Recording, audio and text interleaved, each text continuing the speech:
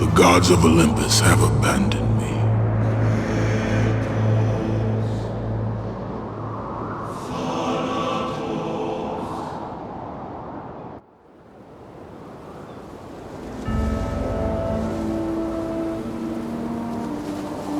Now there is no hope.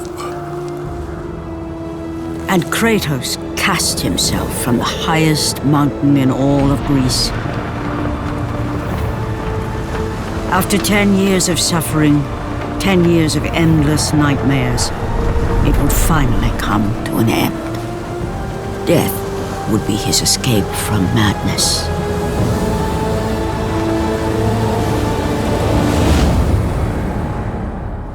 But it had not always been this way.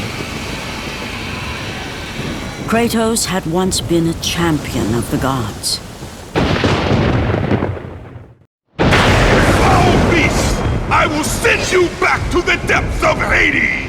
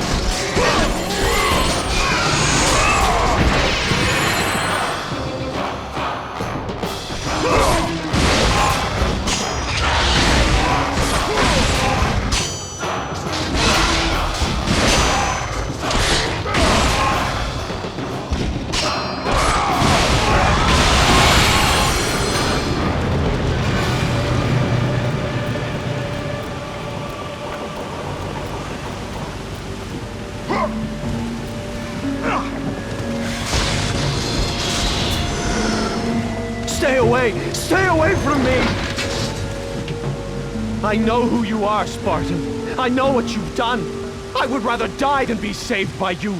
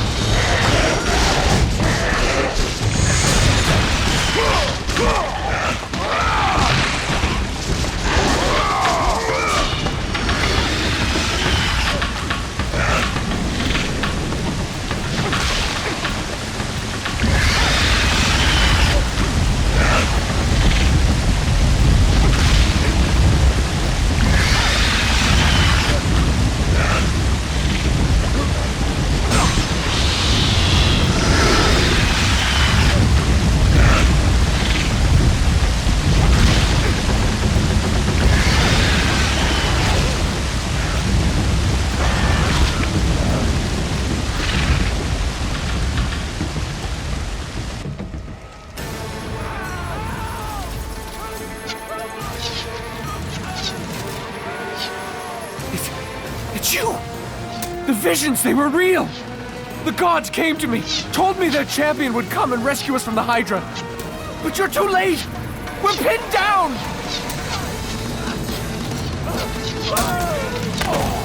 These creatures, they came from nowhere. The ships are all destroyed. All hope is lost, Spartan. Even for you.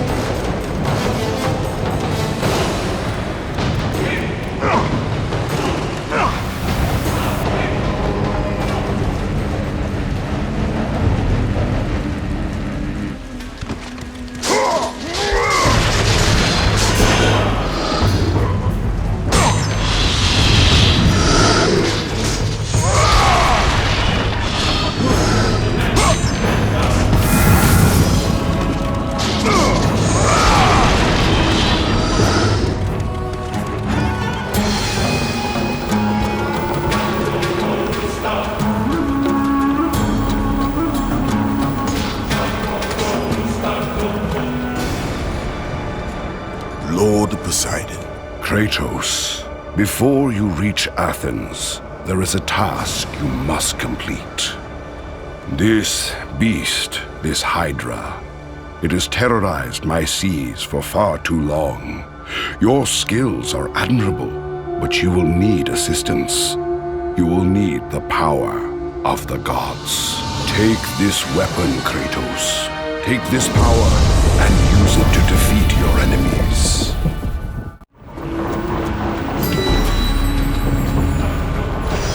Go with the gods, Kratos. Go forth in the name of Olympus.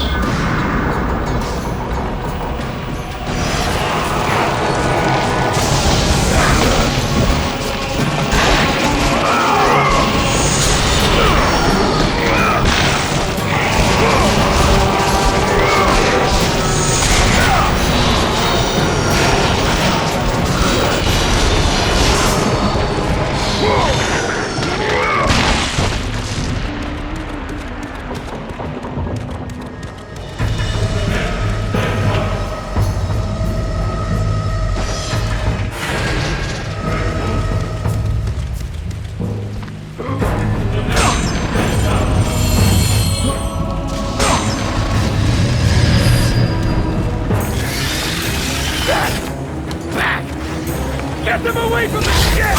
Why won't they die? It's the giant one! He keeps healing the others! No, God! We'll never get out of here! Doomed! We're doomed! We're all...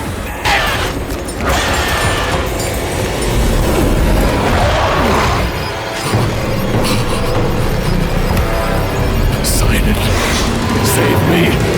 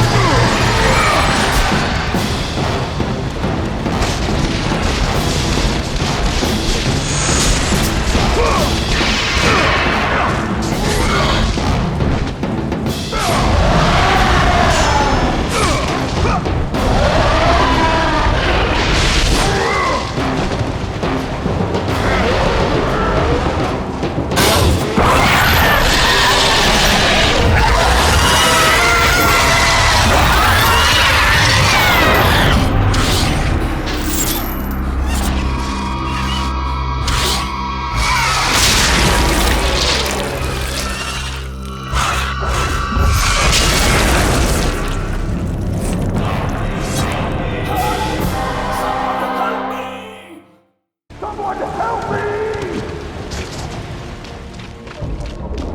Help me! God help me!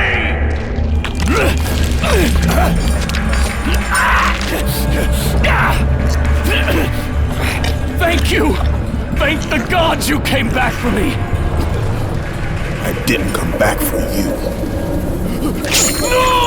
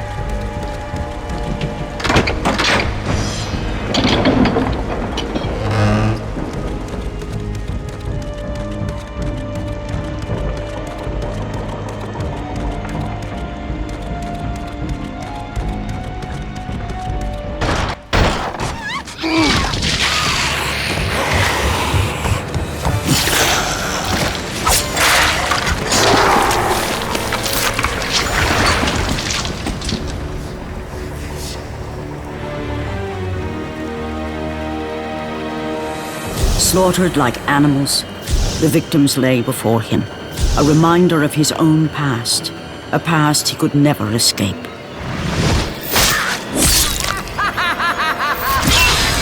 His only solace was the sea, endlessly sailing from one harbor to the next in service to the gods of Olympus. All his hopes rested with them. For no matter how much wine he consumed or how many women he took to his bed, nothing on earth could rid him of the horrors that plagued his mind.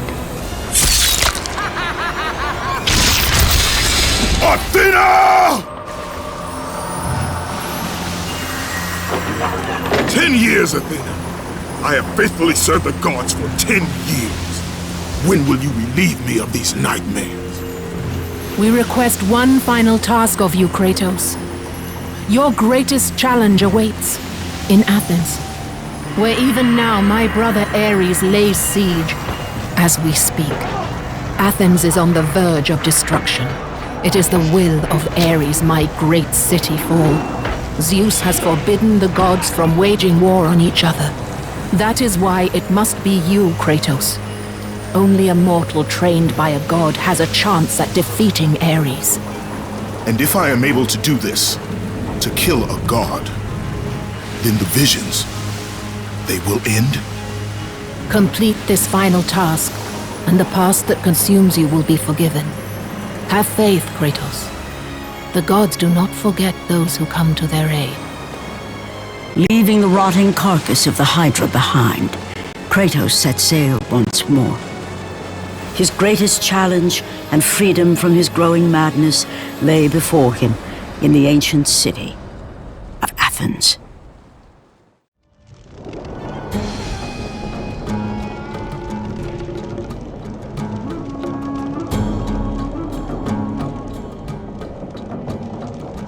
Stay, Kratos. Just a bit longer.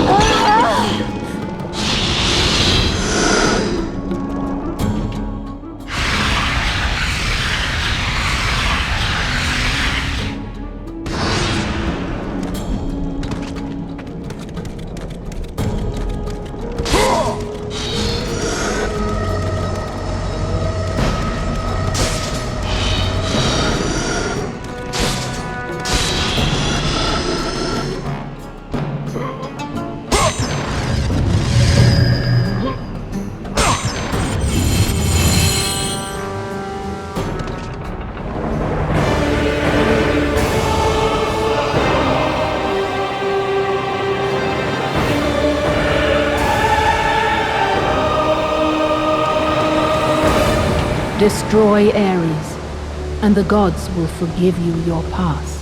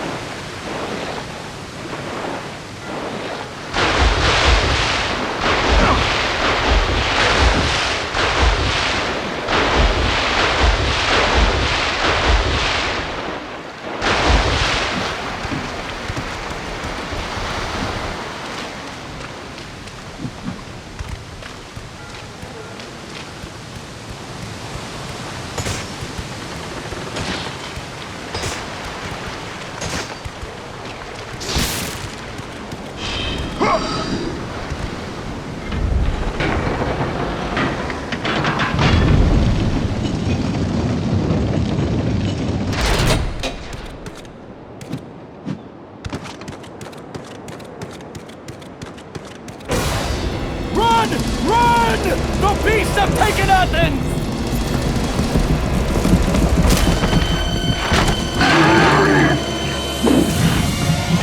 Look out! No!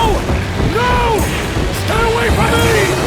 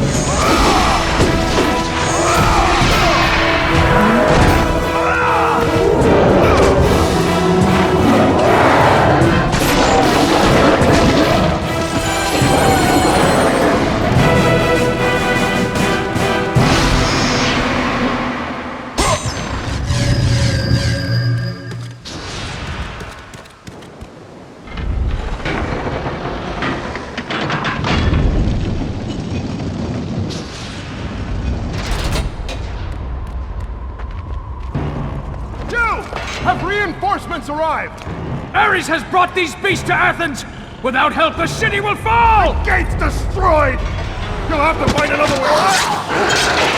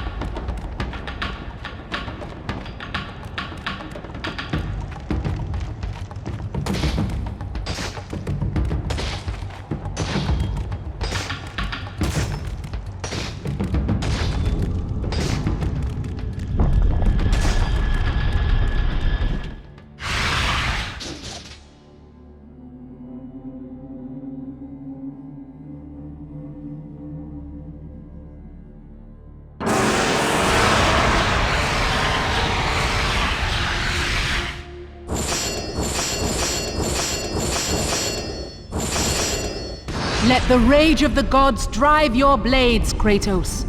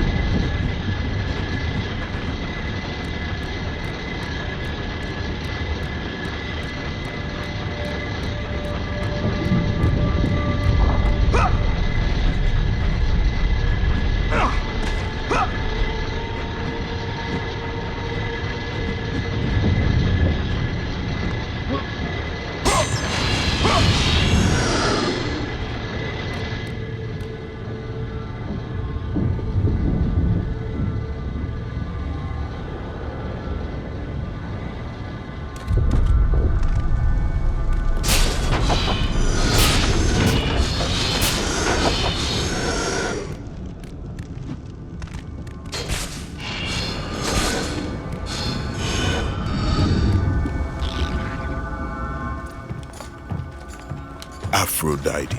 Kratos, the gods are pleased with your progress, but your current skills will not be enough to defeat the minions of Ares. I offer you the power to freeze your enemies where they stand, but you must earn such a gift.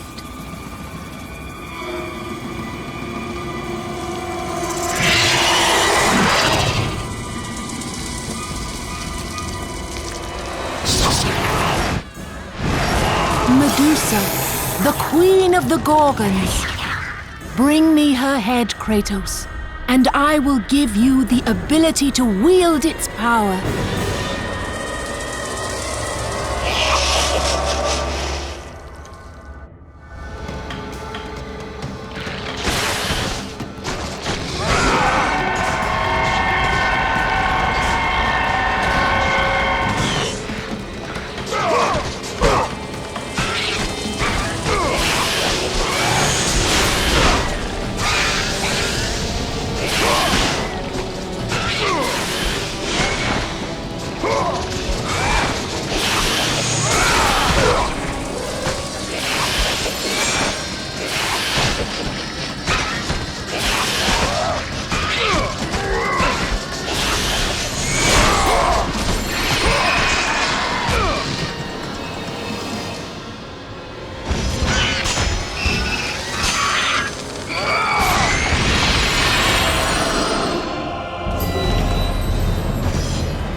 Freeze and destroy them all with Medusa's gaze, and the power of the Gorgon will be yours.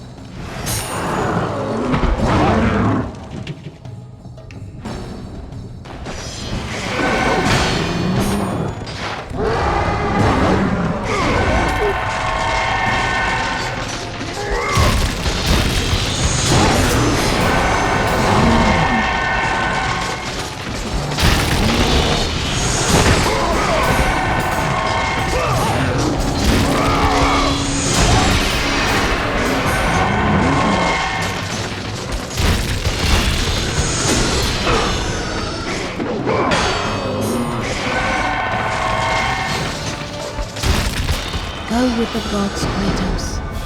Go forth, in the name of Olympus.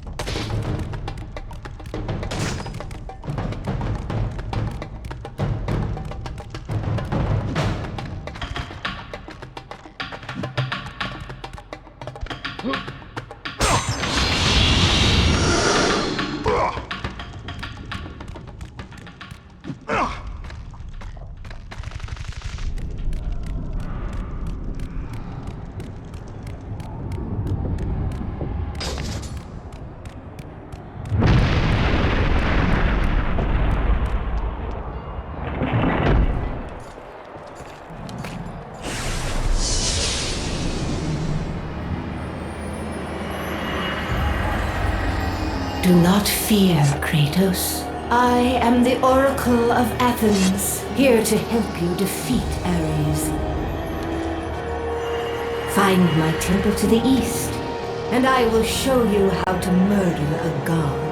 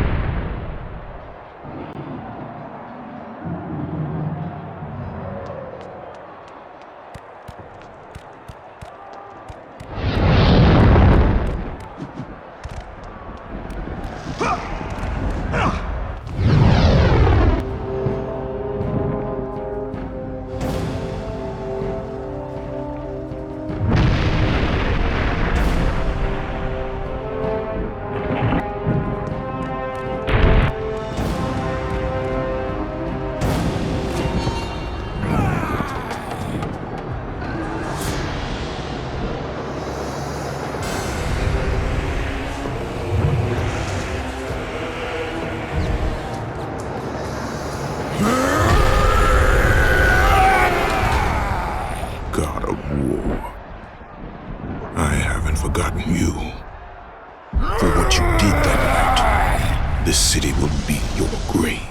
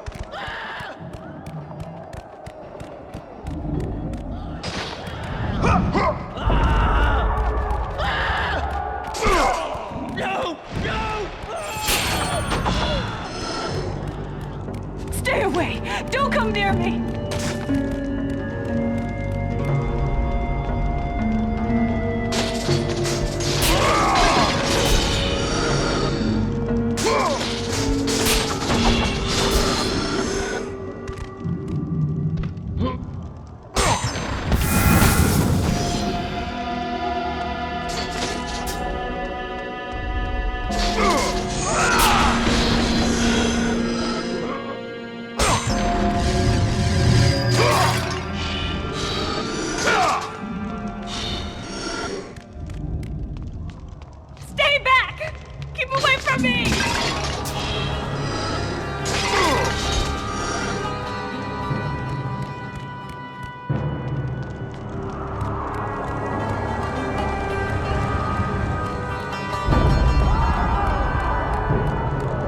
Stay away!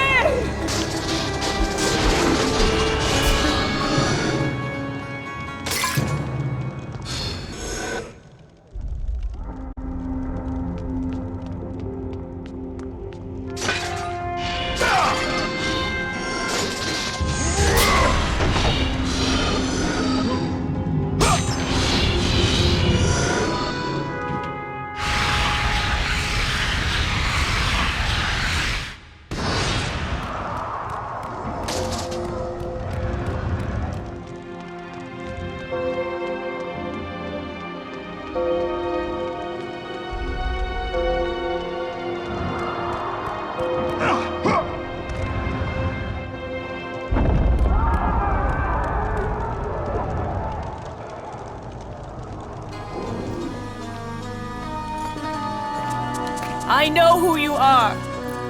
I know what you've done. Monster. Wait! Stay back! Get away from me!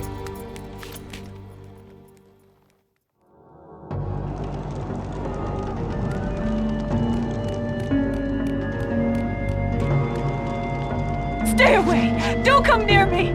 Keep away!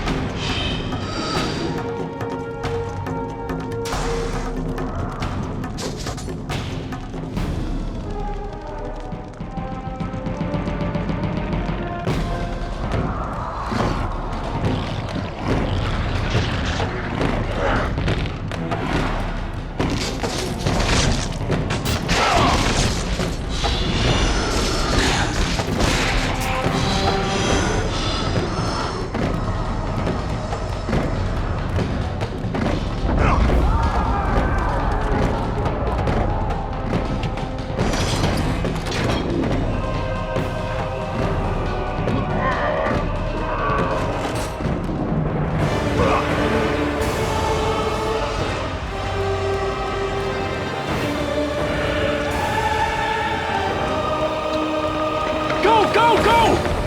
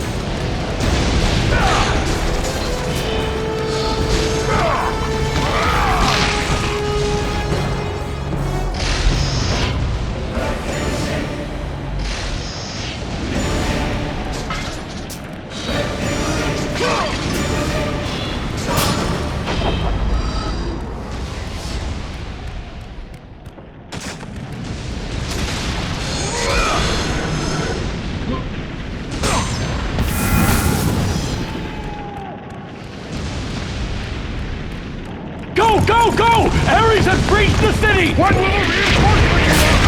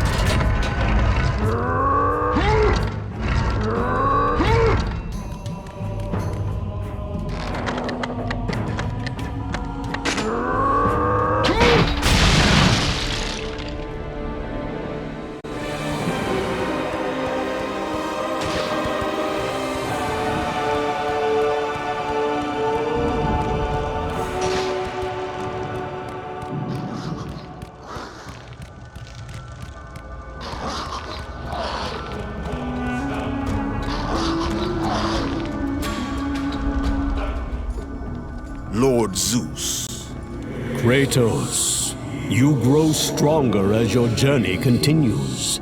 But if you are to succeed in your quest, you will need my aid. I offer you the power of the greatest of all the gods, the father of Olympus. I offer you the power of Zeus. Take this weapon, Kratos. Take this power and use it to defeat your enemy.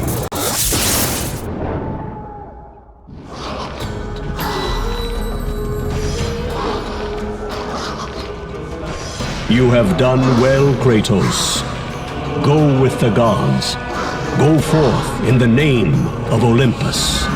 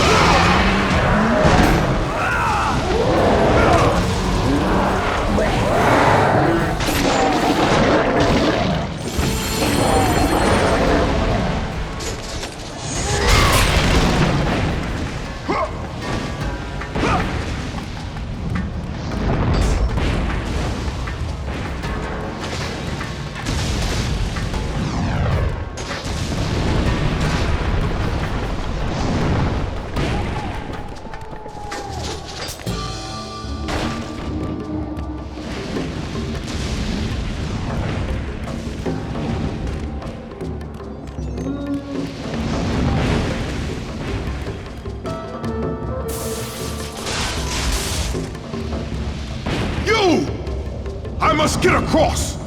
Release the lever! Extend the bridge! No! I won't let them get me. They won't get across.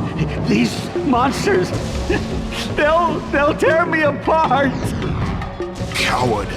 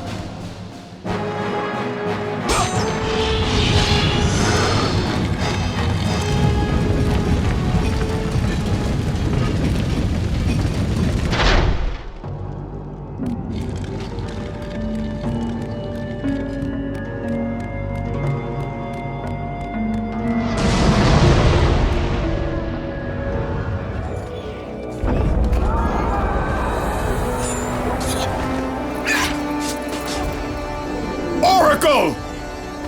Kratos! Praise Athena, you've arrived! No! Kratos! Kratos, find me! You must find me! Athens depends on it!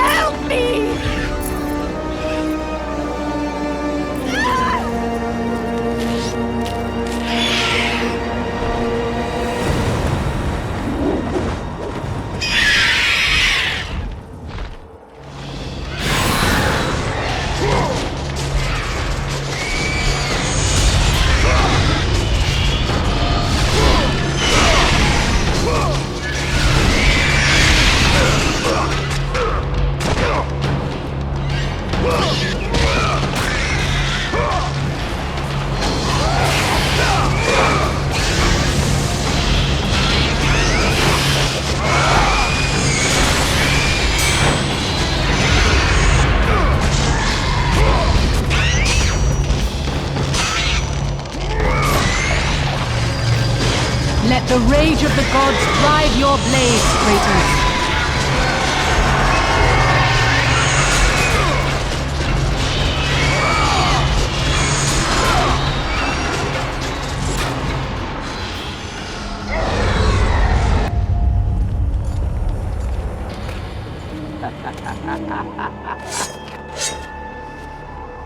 Good, my boy, good.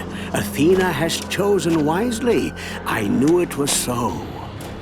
Who are you? So, you have the blades, the skin as pale as the moon. You are the one indeed. Perhaps Athens will survive at that. But be careful. Don't want you dying before I'm done with this grave. A grave? In the middle of a battle? Who will occupy it, old man? You will, my son.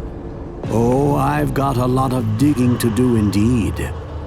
All will be revealed in good time. And when all appears to be lost, Kratos, I will be there to help.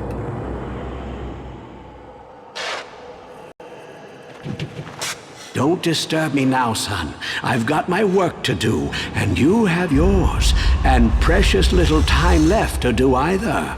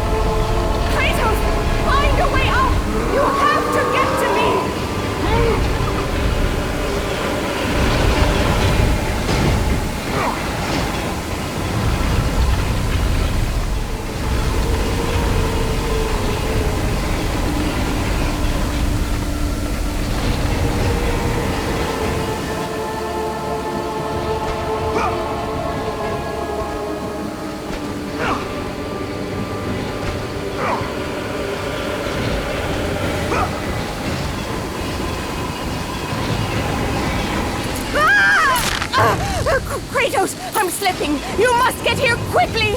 I can help you! We can save Athens! But you must hurry!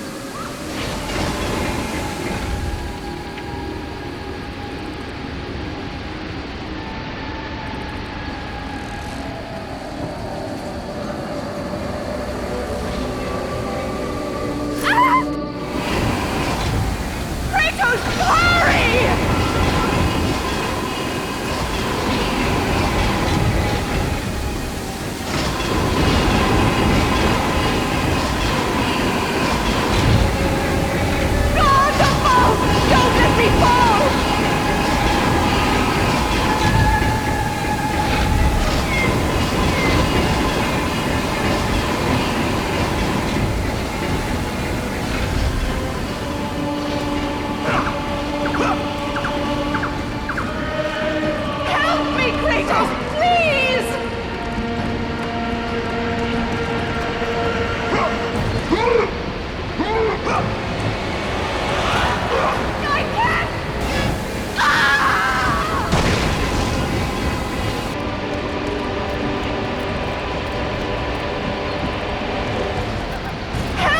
Kratos, please!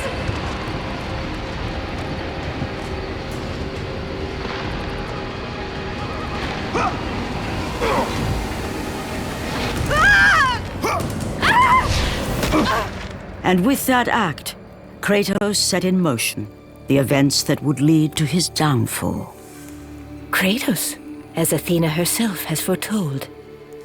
But you are late, perhaps too late to save Athens. Or is it Athens you have come to save?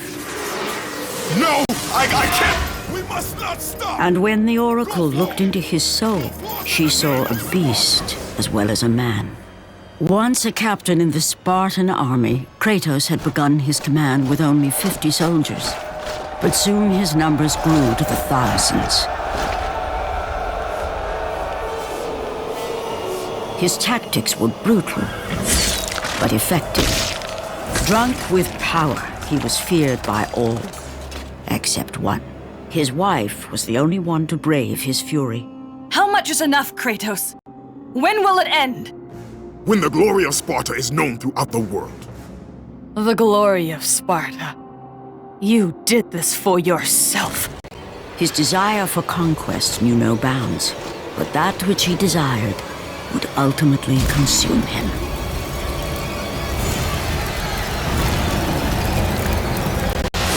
By the gods, why would Athena send one such as you? Stay out of my head! Choose your enemies wisely, Kratos. Your brute strength alone will not be enough to destroy Ares.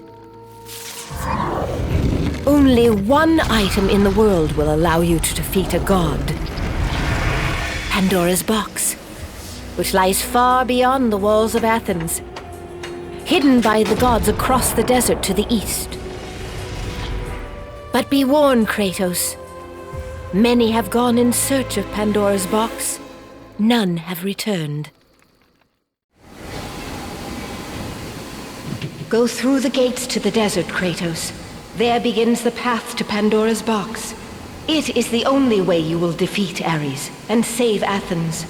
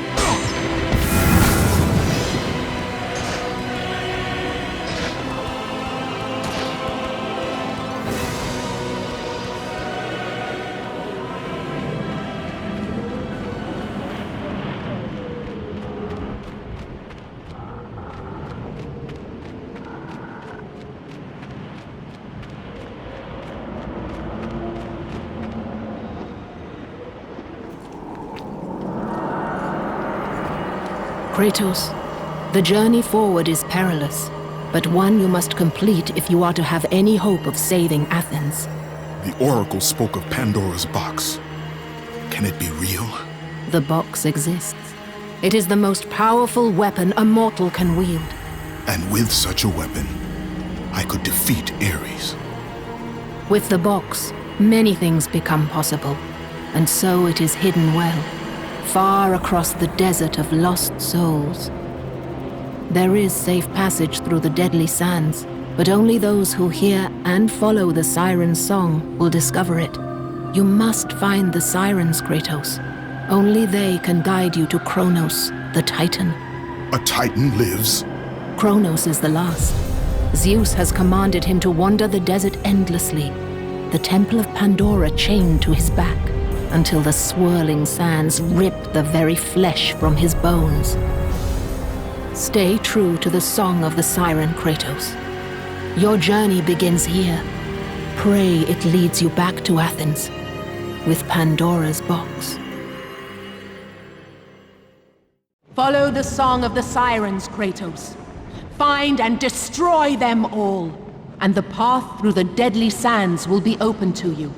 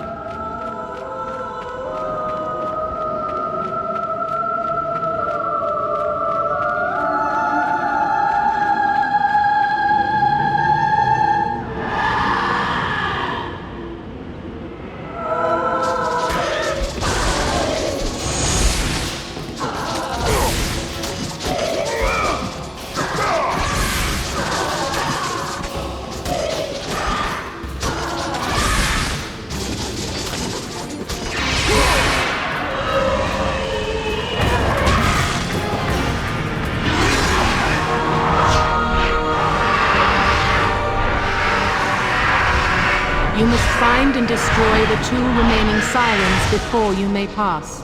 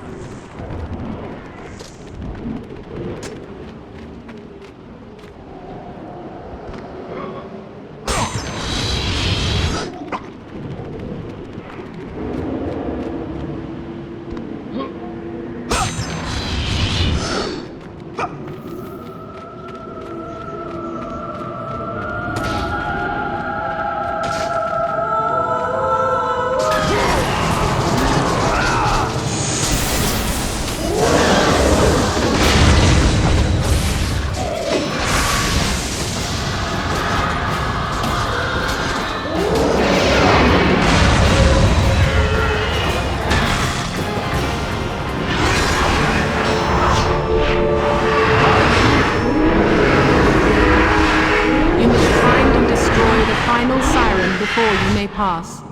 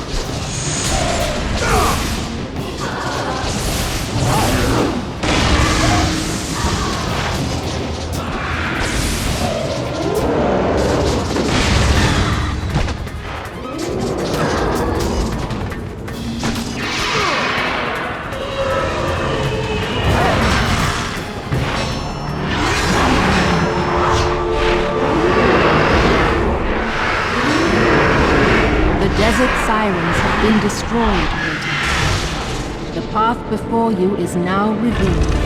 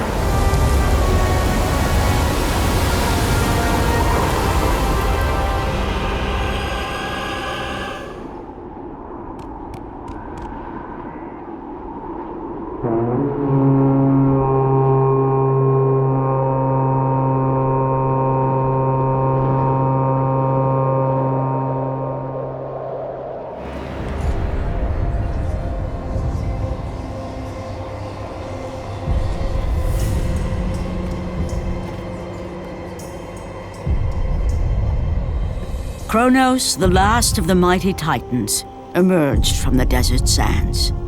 On his back, Pandora's temple awaited, massive and patient, ready to challenge all who went in search of its guarded treasure.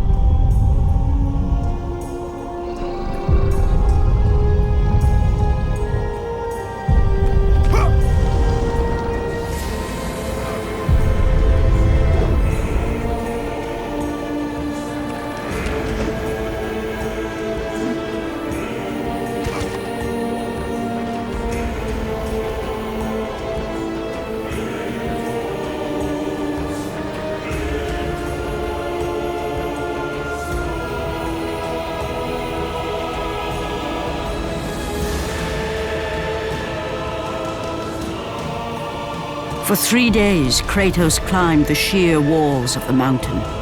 He knew he would either recover Pandora's box or perish inside the cursed temple, never to return to the world of man.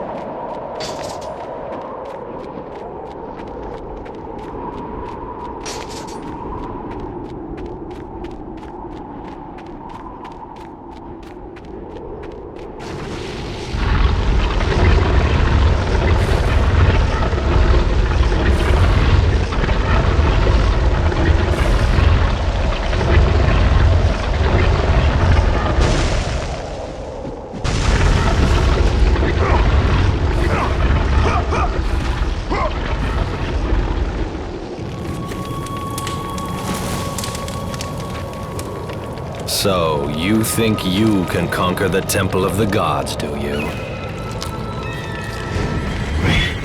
It's never been done, you know. Sooner or later, the Harpies will bring what's left of you back for me to burn. The gods hid Pandora's box in here, so no mortal would ever claim its power. And yet, year after year, I open the gate for more and more soldiers and place more and more bodies on these pyres. If I were you, I'd leave now. But I can see you are determined. Very well.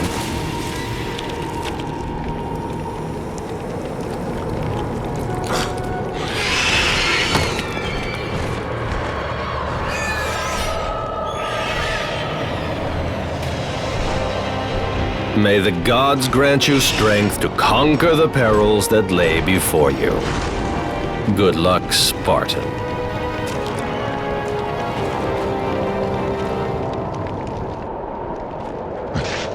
It's always the same. Madmen and fools seeking glory. I know, as you can see by my somewhat disheveled state. I was the first to attempt the temple, and the first to die. The gods punished me for my failure, and now I must tend to all who have followed me and perished.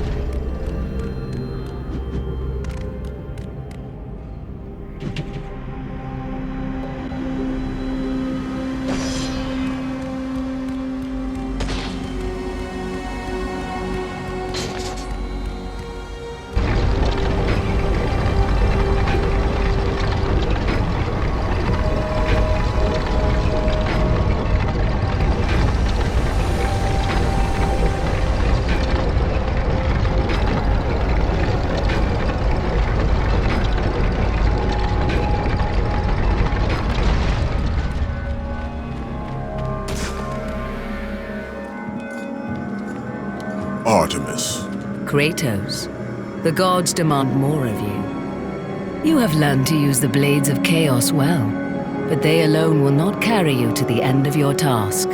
I offer you the very blade I used to slay a titan. Take this gift and use it to complete your quest.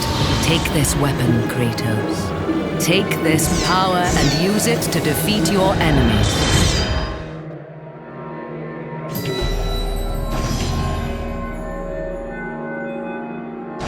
Go with the gods, Kratos.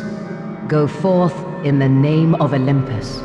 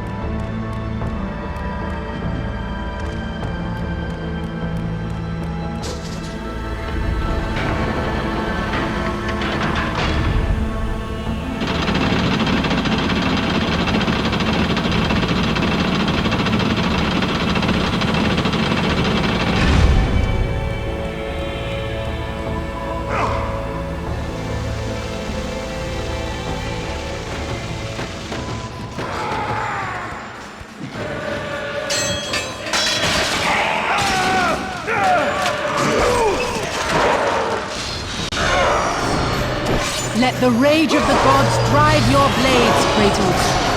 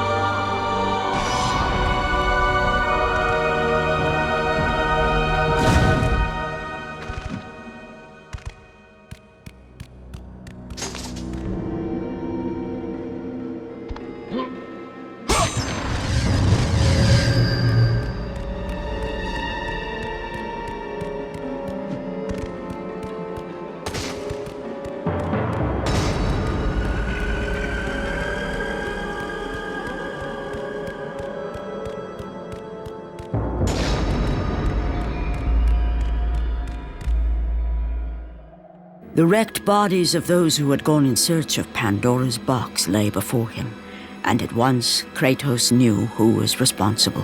For this was not the first time he'd seen the ruin Ares and his minions had left in their wake. Kratos had experienced it firsthand years before. The youngest and boldest captain in the Spartan army, Kratos inspired fierce loyalty in his men. It had always been enough to carry them through any battle, until this day. The barbarians to the east numbered in the thousands, and descended on the Spartans without mercy.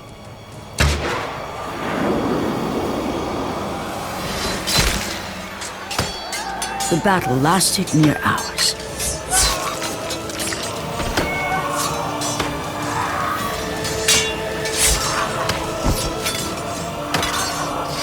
The discipline and training of the Spartans did little to stem the tide of the merciless barbarians.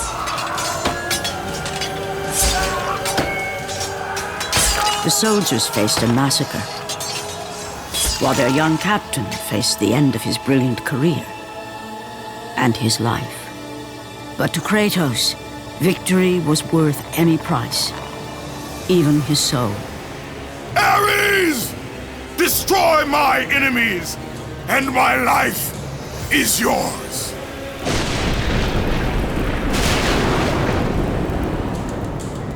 That desperate call for aid would come to haunt Kratos for all his days. By the gods, what have I become?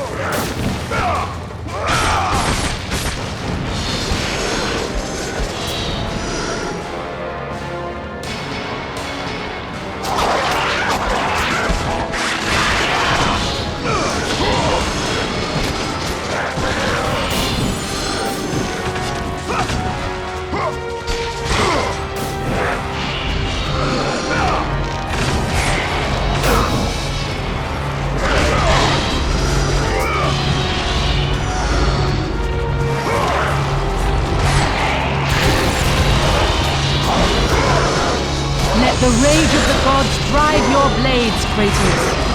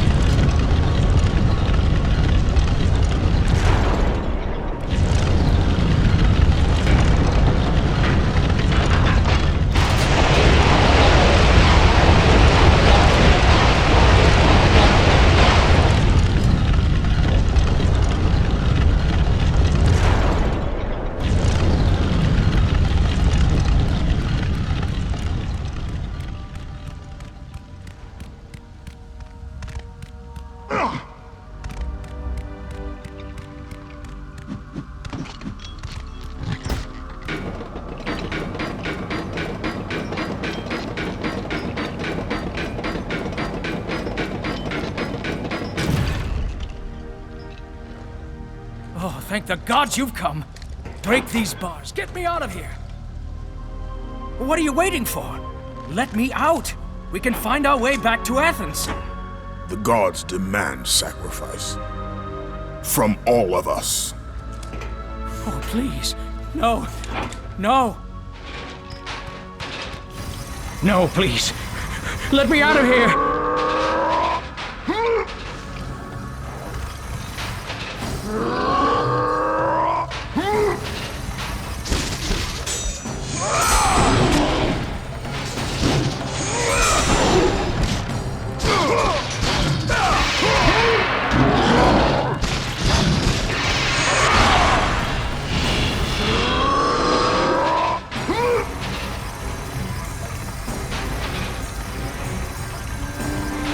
Let me out!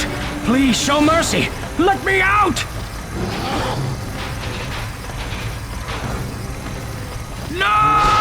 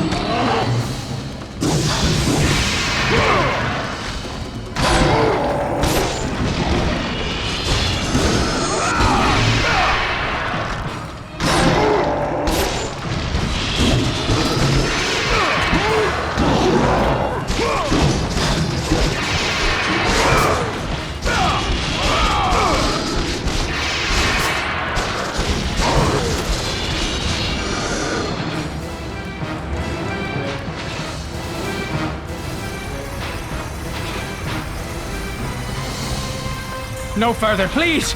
Are you mad?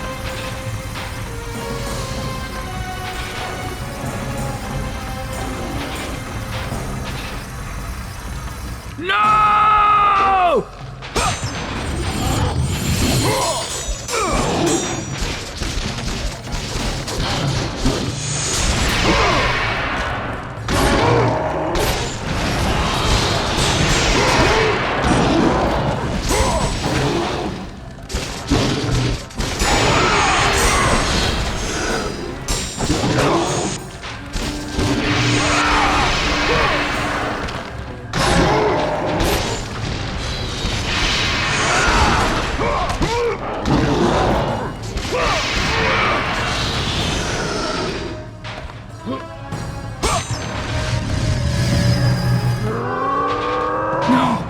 Not in that room!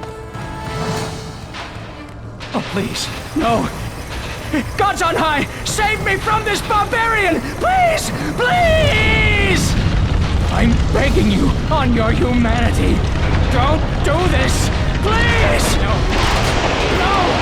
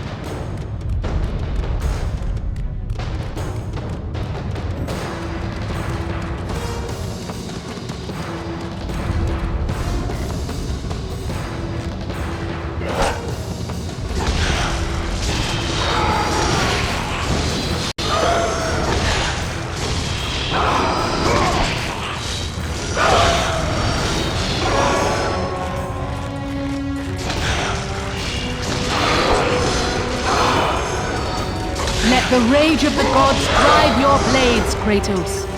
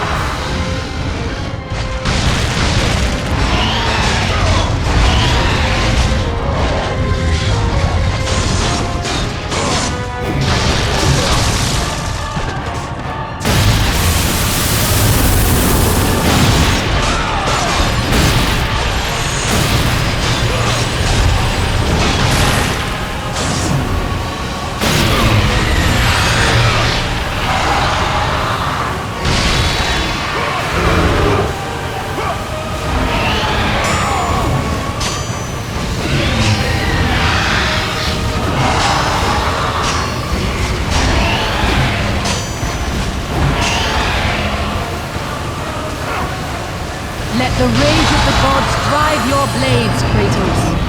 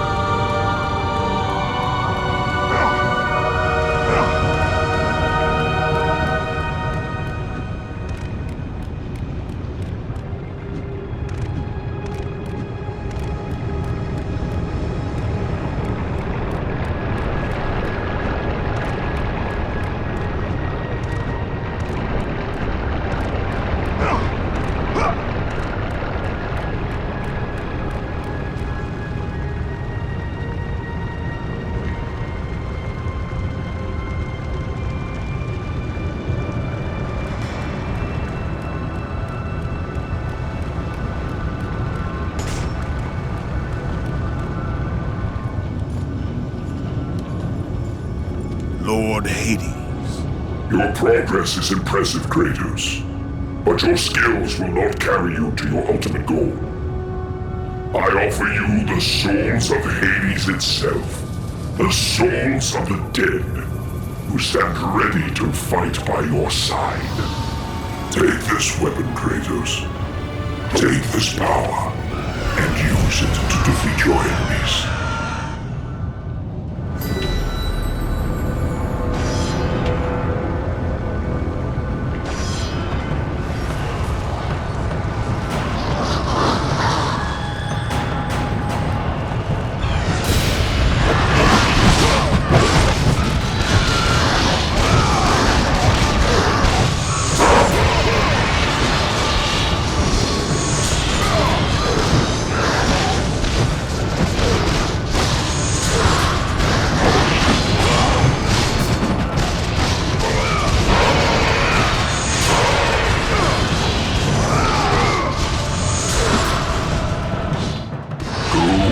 Gods, Kratos. Go forth in the name of Olympus.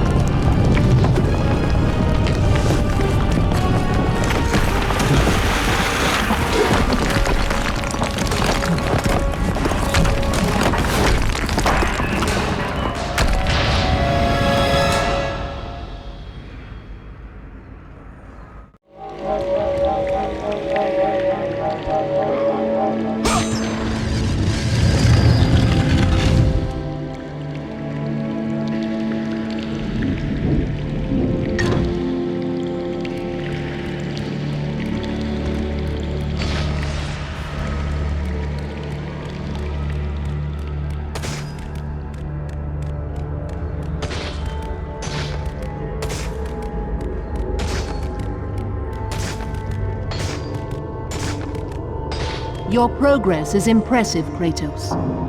But be warned. Once you ascend to the upper levels of the temple, you will not be able to return without Pandora's box.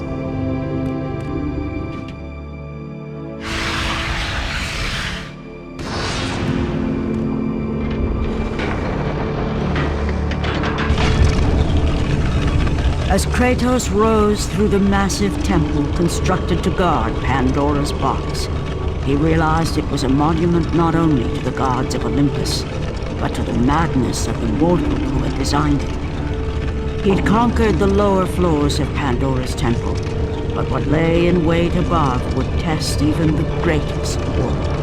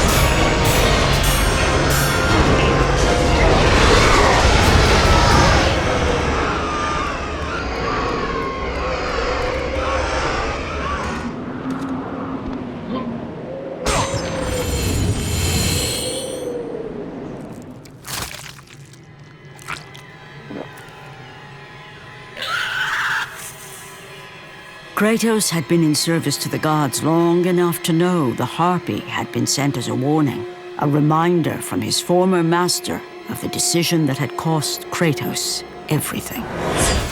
Had it been that long since he'd almost met his end at the hands of the barbarians? That long since he'd traded everything to save himself? Ares! The sky split apart, and the god of war stepped through. Descending from Olympus, he saw the makings of a god in a mere mortal. Ares would save Kratos. He would turn him into the perfect warrior, his servant on Earth. Only a simple pledge of loyalty was required. My life is yours, Ares. From this day, I shall carry forth your will. And his fate was sealed. As promised, Ares rescued his new disciple, bringing forth the power of a god, destroying those who would slaughter Kratos and his men.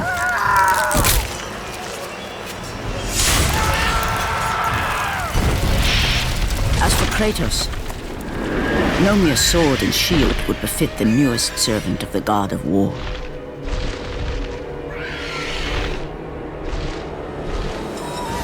The blades of chaos, forged in the foulest depths of Hades.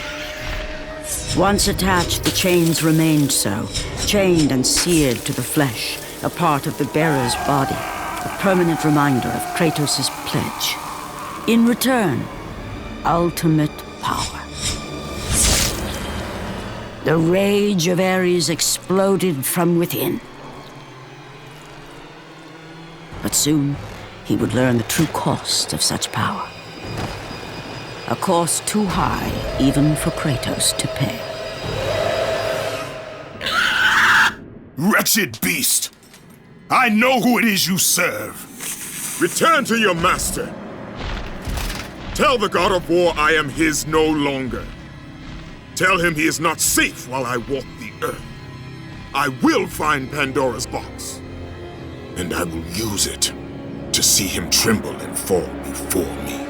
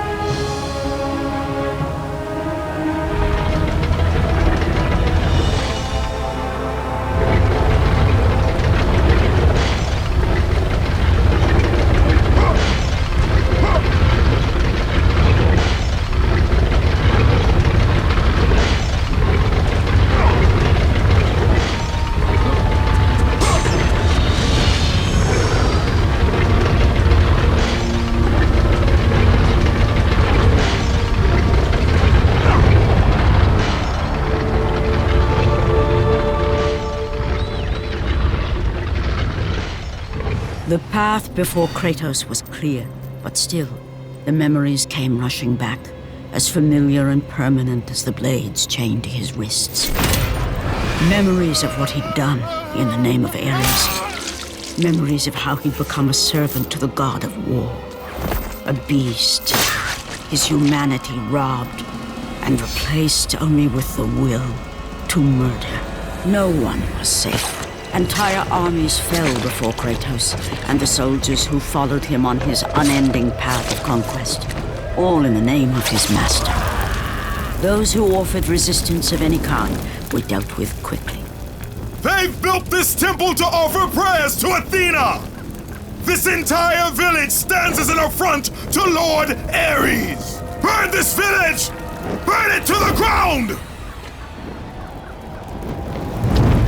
Emboldened by the god of war, Kratos' army was ruthless, feared throughout the world for their brutality. All that mattered was conquest in the name of Kratos, their great leader, who had become near invincible. He feared nothing. But there was something about this temple, something forbidden. All his instincts told him he should never cross its threshold. Never step inside. Beware, Kratos. The dangers in the temple are greater than you know. But the village oracle's warning fell on deaf ears. His ambition would not be denied. All who opposed him would die.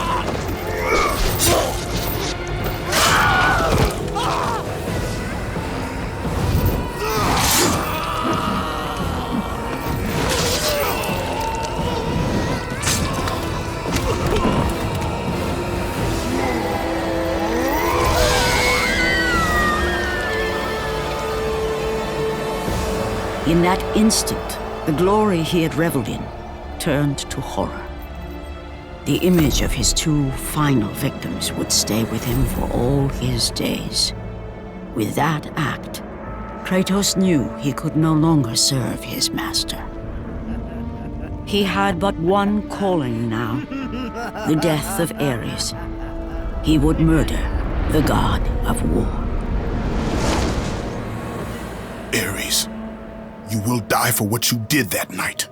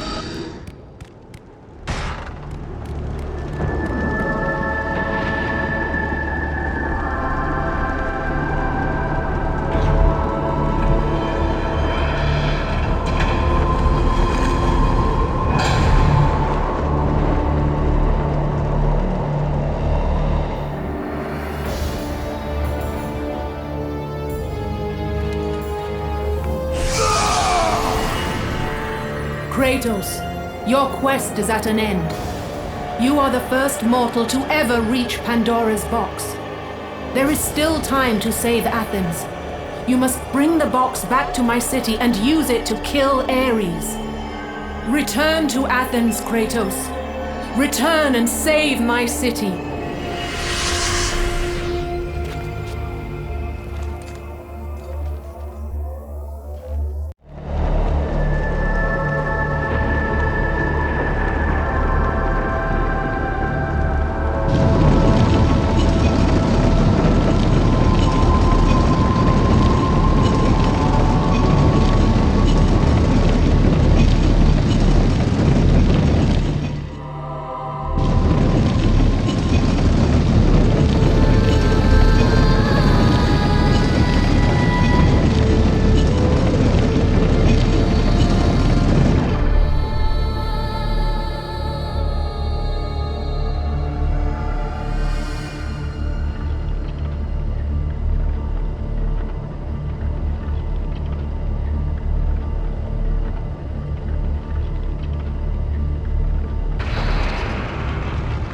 You must bring Pandora's box back to Athens, Kratos. You cannot defeat Ares without it.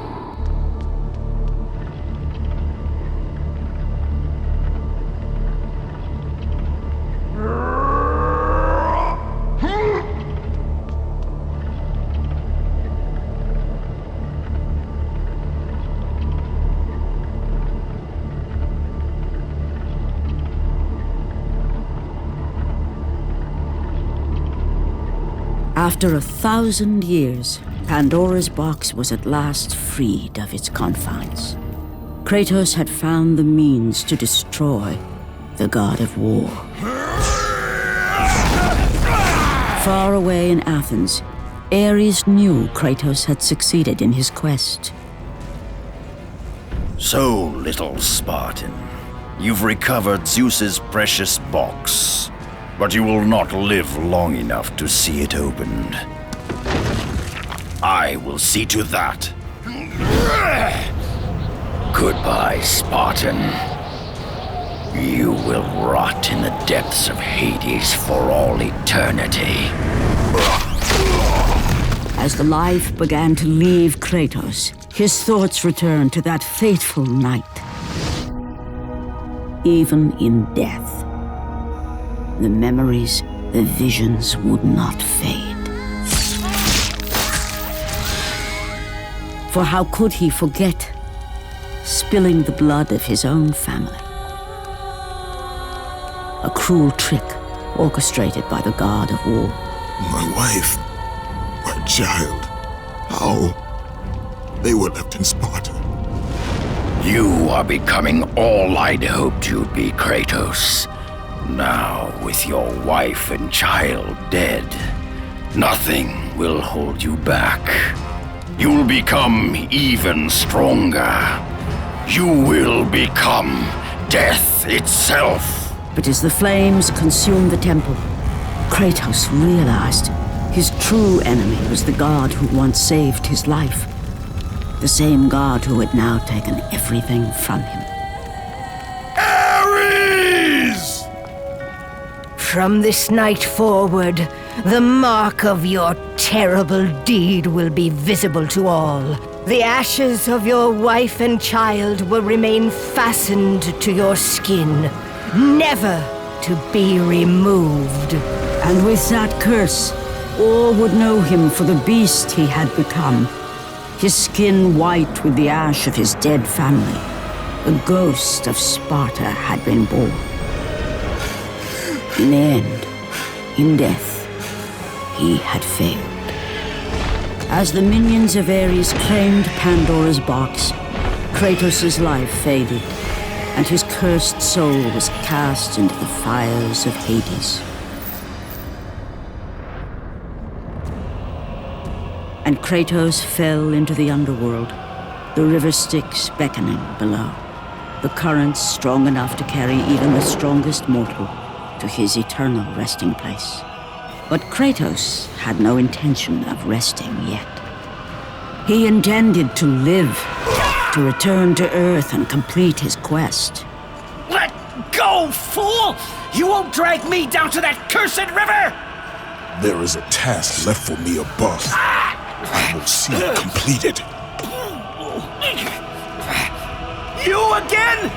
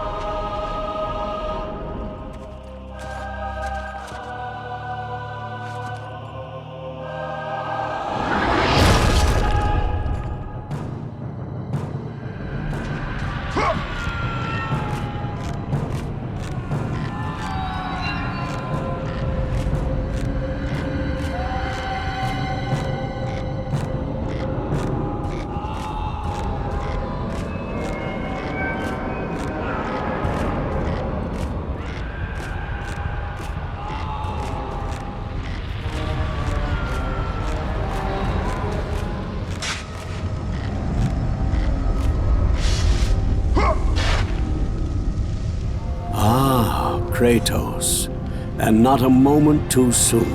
I only finished digging just a moment ago. Who are you? Now that is an interesting question. But for now, you must hurry. Athens needs you. But how did you know I would... Athena isn't the only god keeping watch on you, Spartan. Complete your task, Kratos, and the gods will forgive your sins.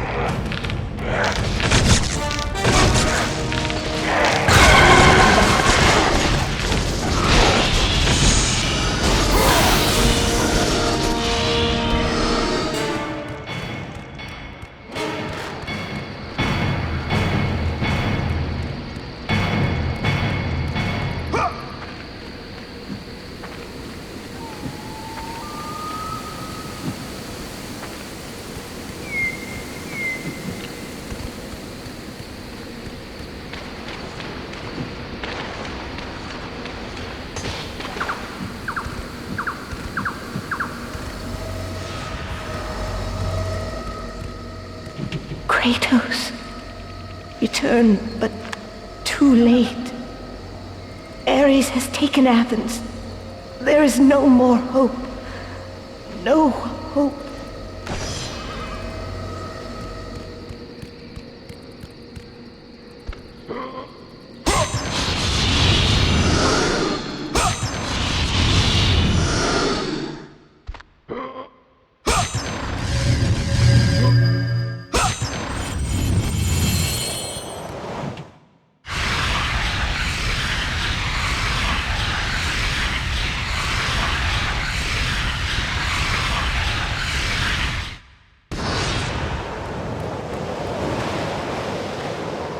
Kratos had traversed the desert of lost souls, bested the deadly traps of Pandora's temple, and escaped Hades itself. There was but one task left. Zeus! Do you see now what your son can do? You cast your favor on Athena, but her city lies in ruins before me. And now, even Pandora's box is mine! Would you have me use it against Olympus itself? Kratos, returned even from the underworld. Is this the best you can do, Father? You send a broken mortal to defeat me, the god of war?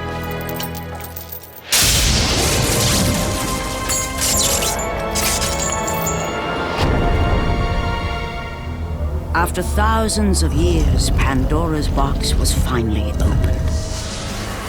The power of the gods unleashed.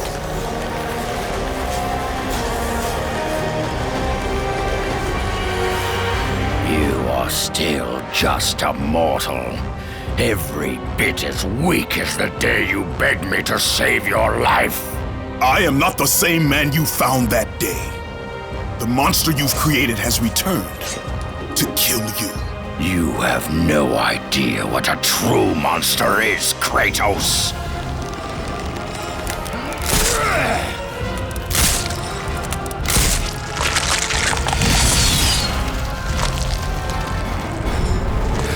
Your final lesson is at hand. Prepare to join your family, Spartan!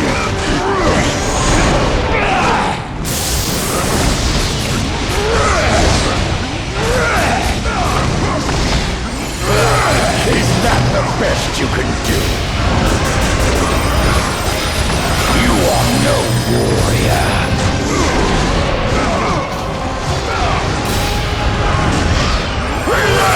You have already lost! Why can you resist me, Spartan?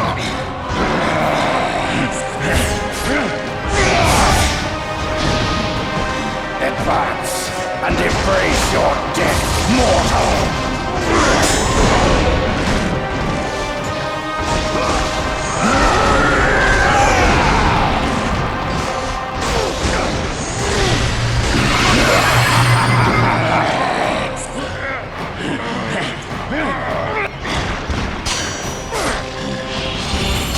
Let the rage of the gods drive your blades, Kratos.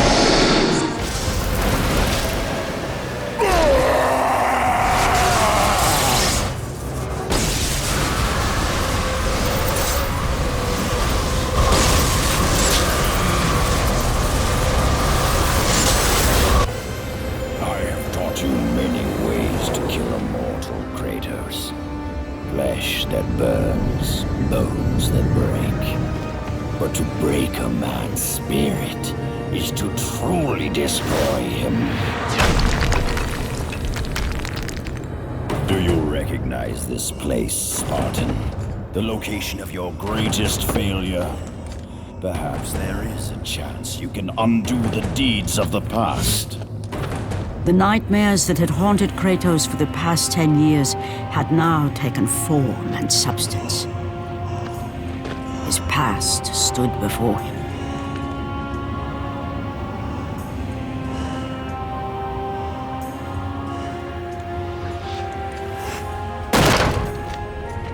Kratos! What's happening? Where are we? By the gods, can this be real?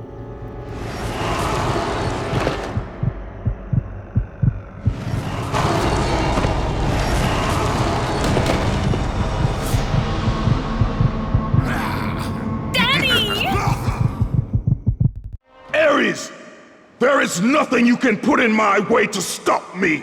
I will save my family.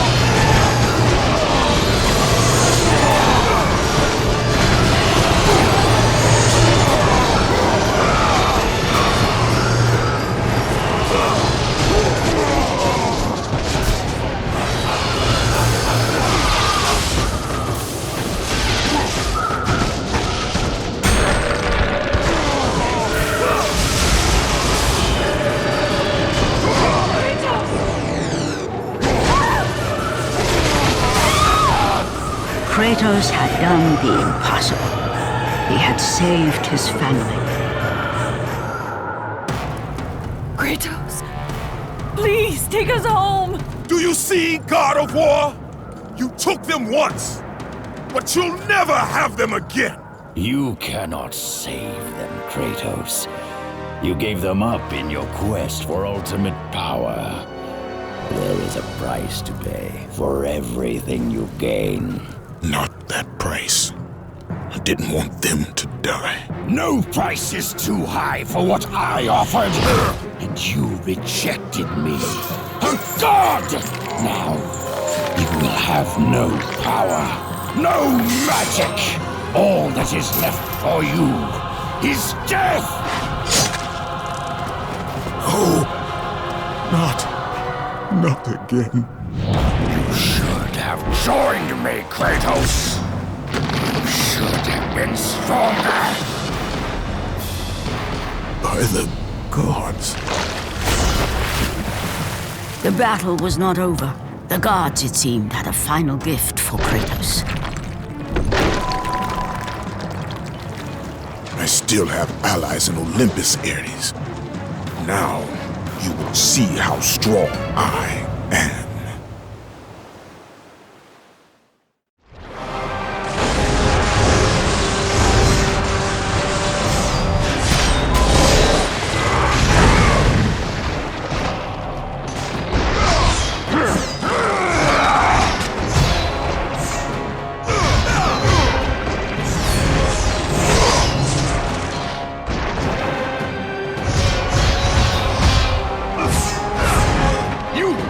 Defeat me, Spartan!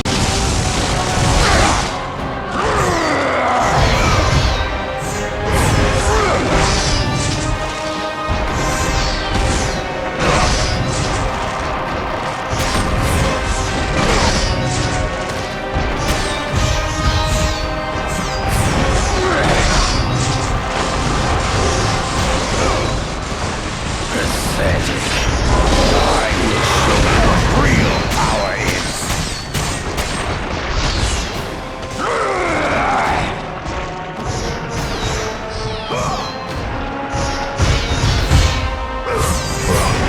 Beg for your life, mortal!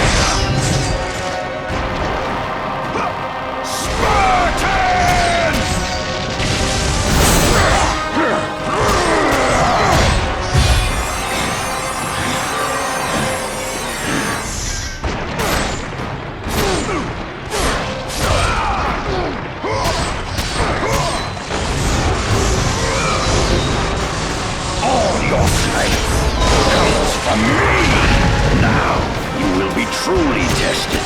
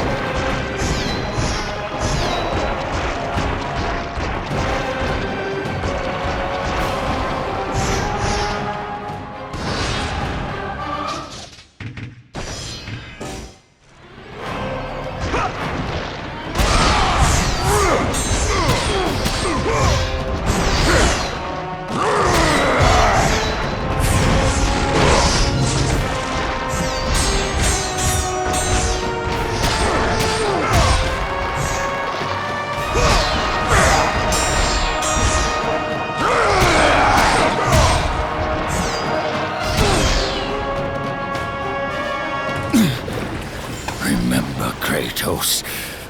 It was I who saved you in your time of greatest need.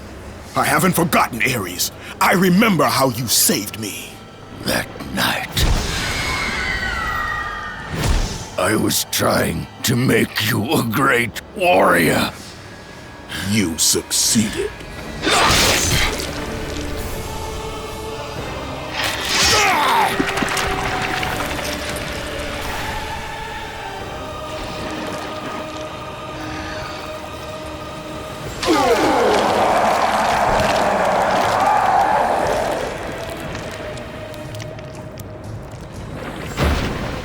Kratos had done the impossible.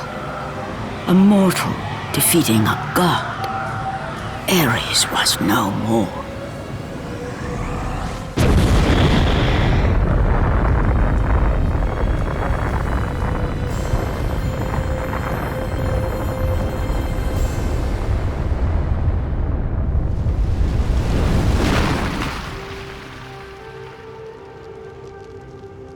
The city had been saved and would thrive again. The same could not be said for Kratos, for as he sought to rebuild his soul with the help of the gods, the truth was revealed to him. Athena, rid me of the memories that haunt me still. You have done well, Kratos. Though we mourn the death of our brother, the gods are indebted to you. We promised your sins would be forgiven, and so they are. But we never promised to take away your nightmares. No man, no god could ever forget the terrible deeds you have done. In the end, knowing the visions of his past would never leave him, Kratos made his way to the bluffs overlooking the Aegean Sea. The gods of Olympus have abandoned me.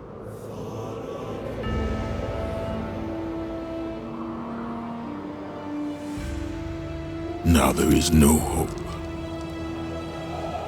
And Kratos cast himself from the highest mountain in all of Greece.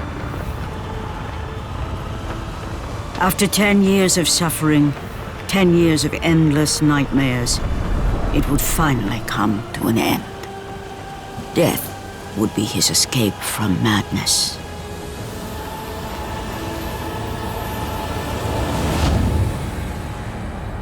The fate of Kratos was not as it seemed. The gods had other plans.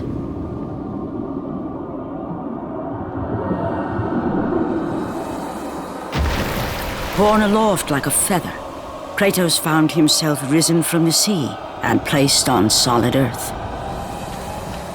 You will not die this day, Kratos. The gods cannot allow one who has performed such service to perish by his own hand. Ares' tactics were brutal. His path of destruction had to be stopped. But now there is an empty throne in Olympus, and a new god of war is needed. Take these stairs, Kratos. They lead to your ultimate reward.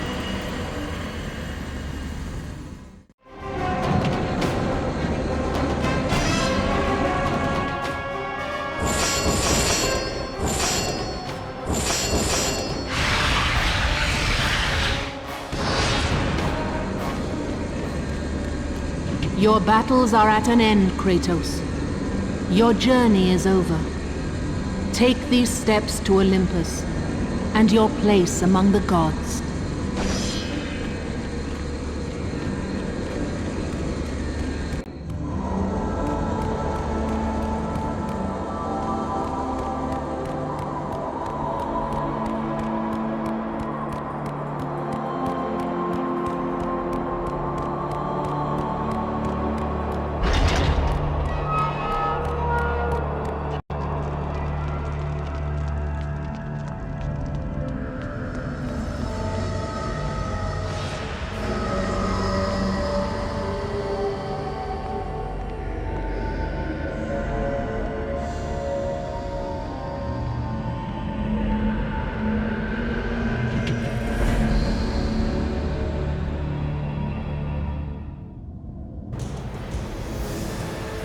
And from that point forward, throughout the rest of time, whenever men rode forth to battle for good cause or for evil, they did so under the watchful eye of the man who had defeated a god. They were driven forward by Kratos, the mortal who had become the new god of war.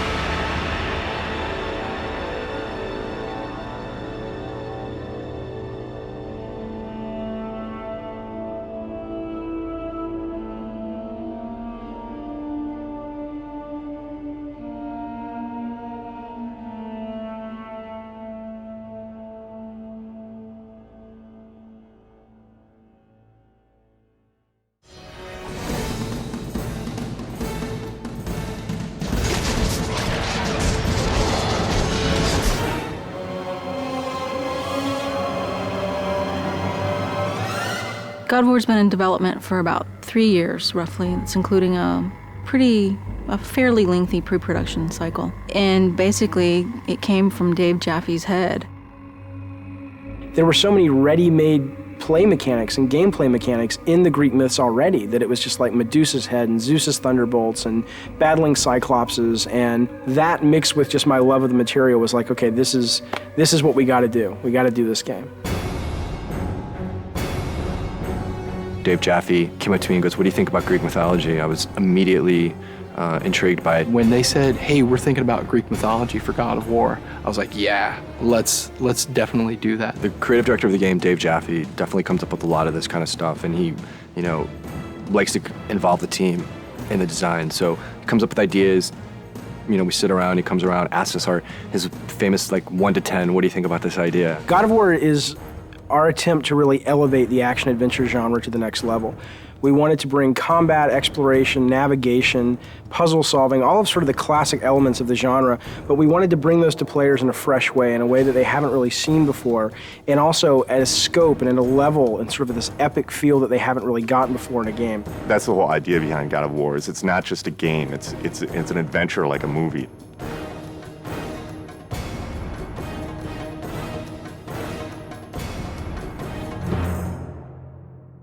The sheer amount of concept art and work that went into developing all the characters and the look and feel of the game is pretty unique. I've never seen so much effort put into concepting a game out, making sure that every environment is unique and fits in with the theme of the game overall.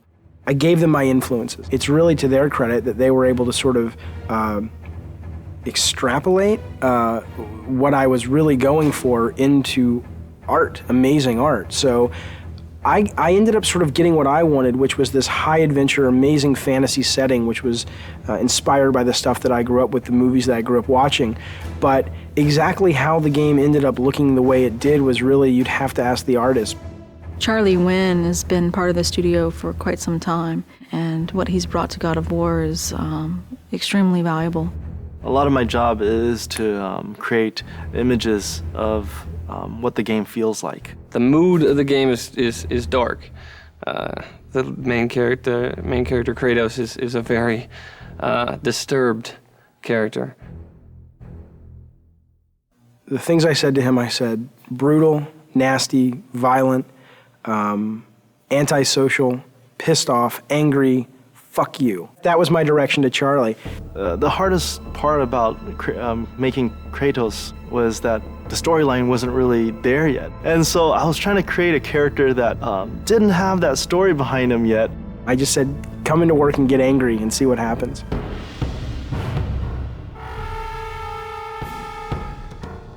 What they came back with was their versions of anger and the things that they were mad at and the things that, it was really kind of neat because you got to look at the concept art and kind of see how everybody dealt with anger and madness and chaos. The solution was to sort of start stripping away everything. Every time we took away a piece of armor, every time we took away a helmet, a shield, we started seeing more of this animalistic side to this character. Once we got that, it was just an issue of whittling it down, from those 15 images, all of which felt the most brutal, and said, out of all these 15, that's the one.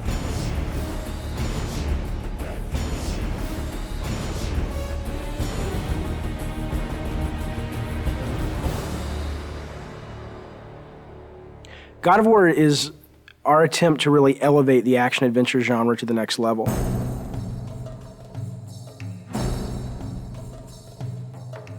We're trying to do so much right now. We want to bring this, this experience to people, and we want it to be realistic. In order to do that, we have to push the PlayStation 2 as far as it possibly can go. We use a well-known art package called Maya to do almost everything in our game. When we first started the game, it was how do you create beautiful, lush environments that are high polygon count, high texture detailed, beautiful lighting, and just consistent through the game. Technologically, 4 or 5 years into a console, most of the big problems have been solved, so it's just a question of doing it better than everyone else. You first start with the sheet, and the sheet is also known as collision. That's the very bare bones, minimum level of detail that the player actually interacts on. Any of these walls that the player can't go beyond. So this is the confines of the level. This is what you're actually playing in, but that's not what you see. That's what the game's running in the background. If I turn the sheet off, now you can see there's actual artwork associated with that. Well, we definitely wanted to make the player feel like they were in ancient Greece. You know, it's to go from really dark, depressing feelings where you feel like, I just want to get out of here, to, you know, very bright, and you're in the desert, and it's to make you feel like, wow, okay, it's a vast world. You know, it's really big world out there. God of War it's gonna look real, but it's also gonna have a take to it, you know, like a little bit of a fantasy twist, over the top, like blood and guts. I don't think that there's any other PlayStation game that achieves that that's out there.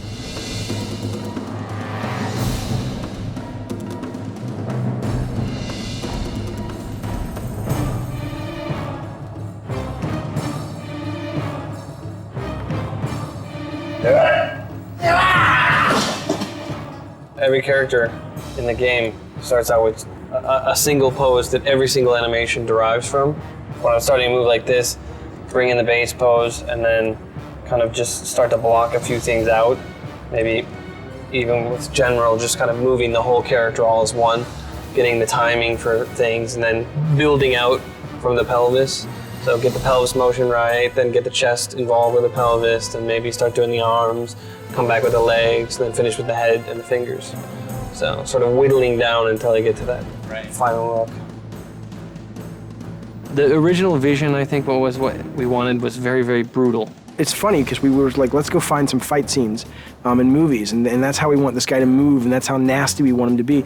And it's weird because when we thought we'd find all these great movies, movie fights are really kind of tame when you think about it. And we actually ended up with only 2 or 3 movies that really obscure films too, that really, when you saw it, you were like, oh my God, that is just some nasty stuff.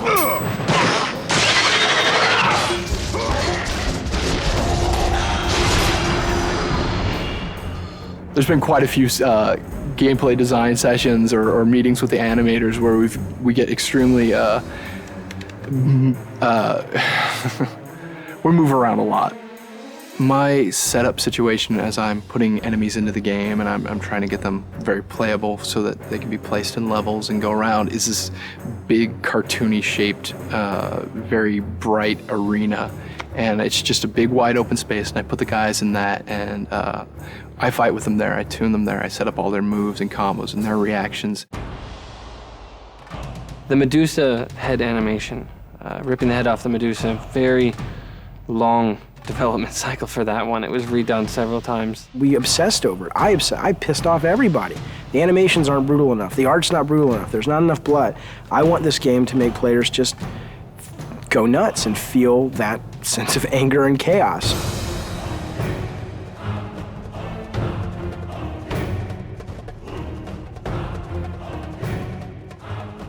We're really, really hammering the quality and trying to get it to be as top-notch as we can get it. There are several other games out there that I would consider that are kind of the top tier in animation, and we're trying to either meet or exceed what they do. People are going to go, oh my God, this is what action-adventure games have supposed to have been since the very beginning.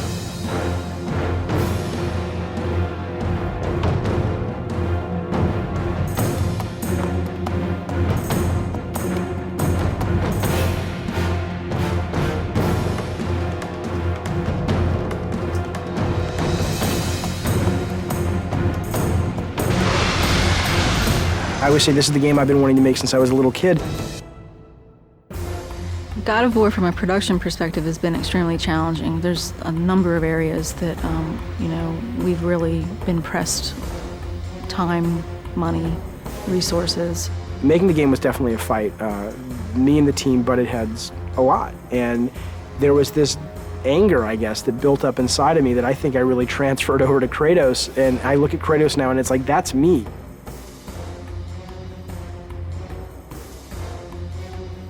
I think we verbally abuse each other multiple times during the day.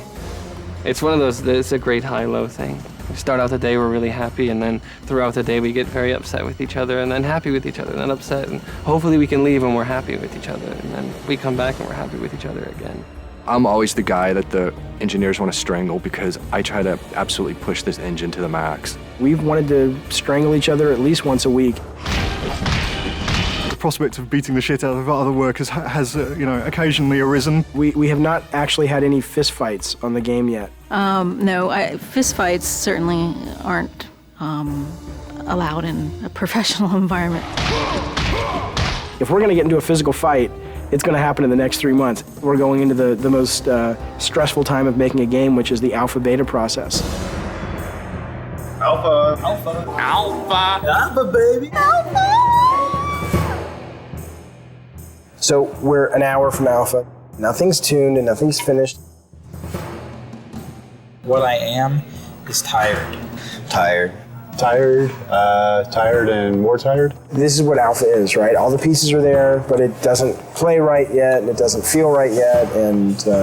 There are a couple of big bugs that people are working on. If we don't get them by 7, then we'll get them done by 8 or 9 or 10.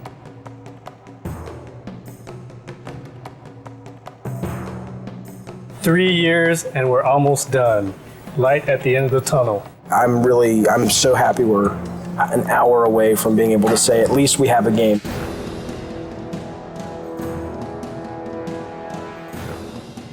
Playtesting is fantastically important, and this is the first game that we've really gone to town on the playtesting while the game has been in development. We'll bring 5 or 6 people in from the local colleges, and we'll sit them down in front of the latest version of whatever level we've been building, and we'll watch them play it, and we'll notice all of the things that they don't do right, or all the times that they can't find the way to solve a puzzle because we've obviously not highlighted it well enough, or if they can't see the door in the background, then we'll add an extra light in so it's highlighted. It's really kind of like making it's like making a movie. At the beginning of the project, we decided we were going to build a playtesting room in our office, and that has proved to be a very good decision. There's our huge PlayStation booth. So good to be one of the big titles this year, so hopefully it'll get some attention that we think it deserves.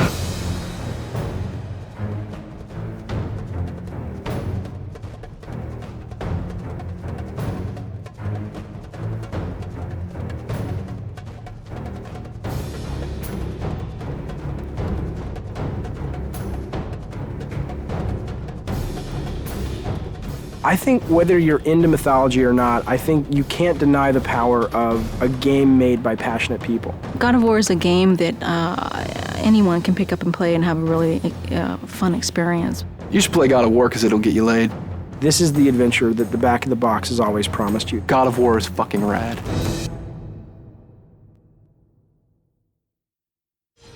This is our sort of batch of things that you didn't get to see that some of them I'm glad you didn't, and some of them I wish you would have, time permitting, but it wasn't, so here we go. Okay, now this is actually, this wasn't a deleted level. This was the prototype that the team put together. I don't even know what the date on this is, but 3 years ago, and it was really just to get the basic mechanics, not even tuned or anything, but you could run, you could swim, you could swing, and if you look at this level a little bit, you'll see we certainly didn't reuse any of the main art, but you'll see kind of like that shot there is sort of the precursor to some of the shots we have in the game, the rope swinging mechanic. And a lot of this, so you'll recognize if you've played the game and remembered the game, you'll recognize some of the level when you pull into Athens at first. This bottom section is based on that. And the whole cliffs that you climb here, we actually just sort of ripped these out directly from the demo and built the cliffs level, the Cliffs of Madness or the Cliffs of Insanity, I forget what we ended up calling it. God, it's amazing to see this little guy running around. He looks so not like Kratos. That guy there was the original Cyclops who's dying, who just never really looked like a Cyclops. He just looked like a big guy with a stick. And then this was the room, the only room that we built that was like the final room, and everything else was kind of rough. And I remember seeing this and going, everybody saw this and said, man, this looks awesome. And then we were like, yeah, but how in the hell are we going to get, all the levels in the game looking as good as that. And I don't know if we ended up getting them all looking as good as that, but I think we came a lot closer than I thought we would. This level's pretty cool. This was our test level for the Icarus wing. So when Icarus and Daedalus, the Icarus story where he flew too close to the sun with the wings that he had made, and the wax melted and he fell to his death. That was sort of the inspiration for the mechanic. And I still love this. I absolutely wish this had made it into the game. We just, it really came down to time and going, let's focus, let's get our fighting really good, and let's get our platforming better, and let's get our puzzles working, and maybe we can come back to this. And as is often the case, you just never have the chance to. So I'd love to see something like this, in future God of War titles, because I think it's a great, it's just fun. I mean, it's fun to fly around. And what was cool about this is it wasn't just a flying level. It was, you could land and you could walk around, and it was a seamless experience versus, now it's time for the flying level. So that was pretty cool. Yeah, I look at this now and I'm like, damn, we should have gotten that in. It would have been awesome. These were the original Harpies. They were a lot bigger. They still read better. They look awesome, but we just realized we needed more of like a bat-like, small, like little annoyance enemy. These guys played like the skeletons, basically, flying versions of the skeletons, and there just wasn't much of a difference in gameplay, so we ended up kind of shrinking them down and making them bats. And this was what we call the Mounting the Titan level, which is Kronos, the giant titan in the desert. And sadly, right now, the only way you get on the Titan is through a movie. And originally, this was how it was going to be. You see this big thing that's like a big watermelon in the background. That's actually Kronos. And Tobin, the designer, he's got him kind of moving towards the player. And those things that are falling are like mountains that are crumbling and stuff. So it's kind of like Kronos is rushing towards the player, crawling, and you're trying to run ahead of him in these platforming sections so that you can ultimately jump onto the structure that's on his back, and that'll lead you up to the temple. And I still love that idea. I really, really wish we could have done it. And it was just, we showed this to the tech guys, and we showed it to the artists, and they were just like, dude, that's going to take forever. This was the original boss. There was a boss that originally, look at that, that's awesome, that originally guarded Pandora's box. And again, we just didn't have time. And I know it's lame that that's the one thing I regret about the Pandora design, is that there are no bosses that guard the box. You have the Minotaur boss down below, and then we've got this conveyor belt section, and that's kind of it. And we just ran out of time. This was originally pretty cool. It was, you had this moving platform up above, you had this giant kind of harpy vulture in the center that was guarding the box. And she had these eggs scattered all around the level. And in order to sort of entice her to fly around, you'd have to go find her eggs and break the eggs. And you'd kind of take the little baby birds inside, and you'd kind of carry them around and use them as bait.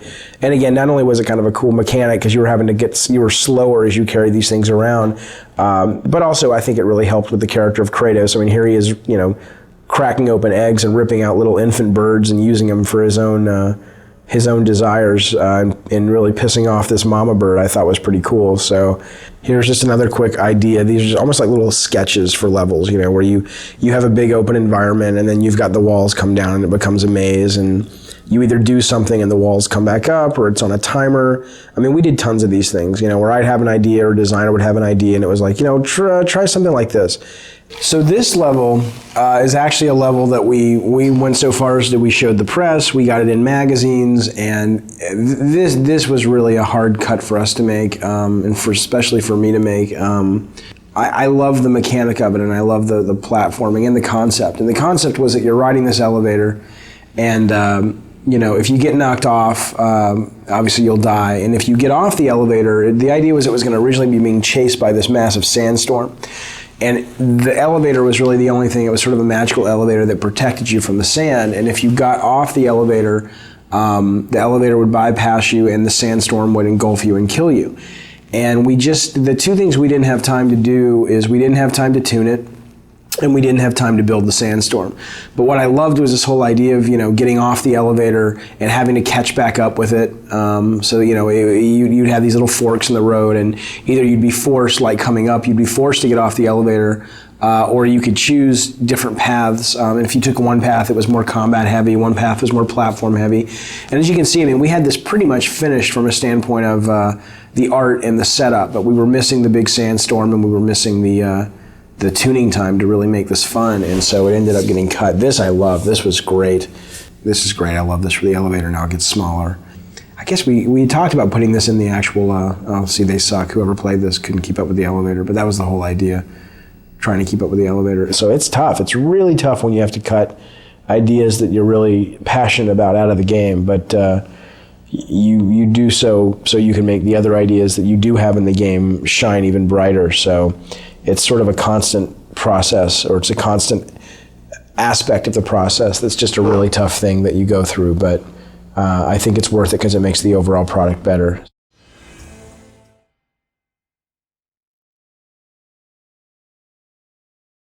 Some of the earlier characters that had been played around with, some of them again just didn't feel right for the time period. Some of them either felt overdressed or felt too fantasy. A lot of the concepts too got very detailed. There were lots of flowing things, and there was lots of hair, and there was lots of things that if we had to just model it, it probably would have been a little bit tougher to pull it off. There was one character I remember when I first saw it that had kind of almost kind of a tribal feel to it, a very kind of African feel to it, which I thought was pretty cool. Didn't say Greek, but at the same time when I looked at that, I thought, you know, that would be a pretty cool character to work with. We went through images of the lone wolf kind of characters where you might have a hero with a little baby or a dog on his back. So just to kind of give something different, you know, about the character and something that you can kind of relate to. One of the original concepts behind the hero for God of War was to come up with a guy who was, his whole face was encased in a mask, and we thought that going with a mask would be being able to paint his face in broader strokes so that when you were playing the game, he still had a lot of personality and you could still sort of read that when you saw the mask. But when we actually got it in the game, it ended up feeling very soulless, and it didn't feel like the guy had a personality.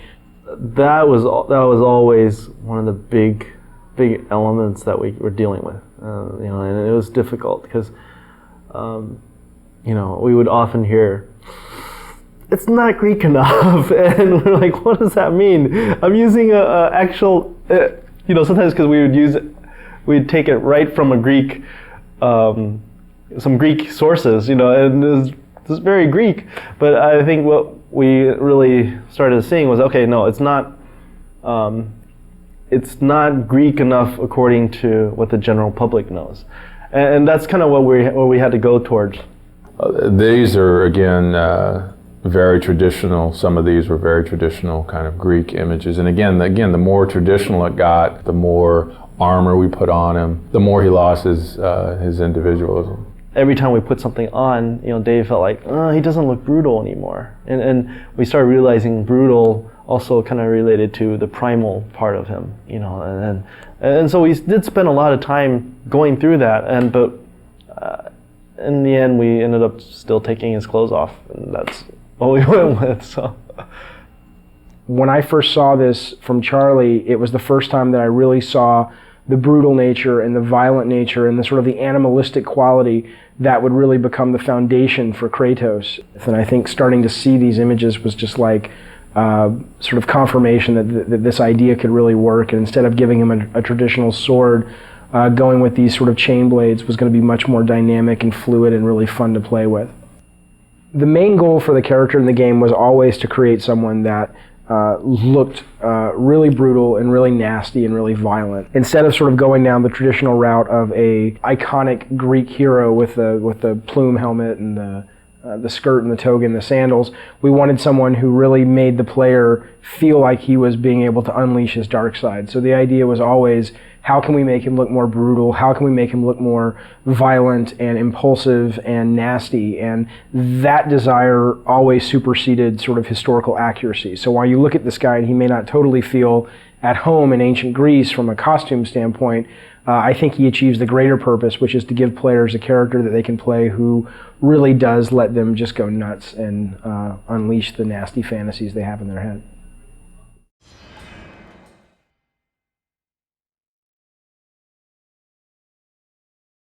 So the idea on the environments and trying to create a Greek world, was trying to create a feeling that reminded you of Greece and that didn't feel too fantasy.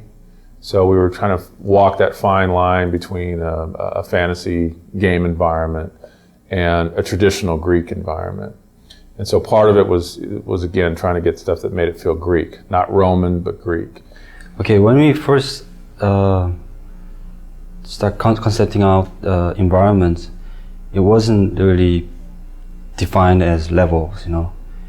We picked out the important locations such as Pandora and Athens and Hades, and all I knew is like the game should feel really big, which means there's no like cramped area. It's more like challenge against the god and like huge monsters. So the look of the environment should be like huge, you know. So with each of the environments, what we tried to do was kind of move you through the world using color to kind of help move Dave's story along and kind of emphasize the emotional impact of what he was trying to, of the story he was trying to tell. But at the same time, if I've just come out of the ocean where I'm battling the Hydra, where we've got, in that case, you know, there's more kind of greens and blues and things like that. I don't want to go into that same scenario color-wise again. It's like if I did the whole game in black and white, you get probably bored with it after a while. So one of the interesting aspects, especially in the Pandora section, was a lot of times you'll see multiple iterations on statues as well. And one of the reasons was that one of David's idea was he wanted those statues to come to life, whether it was Atlas or Poseidon rising out of the water. The things that were in that environment, the objects, the architecture, those types of things reflect what was going on, again, with David's story. So in Pandora, as an example, that whole sequence is about an architect who, in David's mind, is basically gone mad. And so the idea was the structures, the traps, the visual look of that should begin to reflect kind of a madman in some instances. I did that piece, even the level, the design wasn't solid yet. So, but my own interpretation, I was thinking it's like things are like there's no gravity, but at the same time things are like kind of shifting all the time, and there's infinite distance in the back. Things are flying, falling, exploding.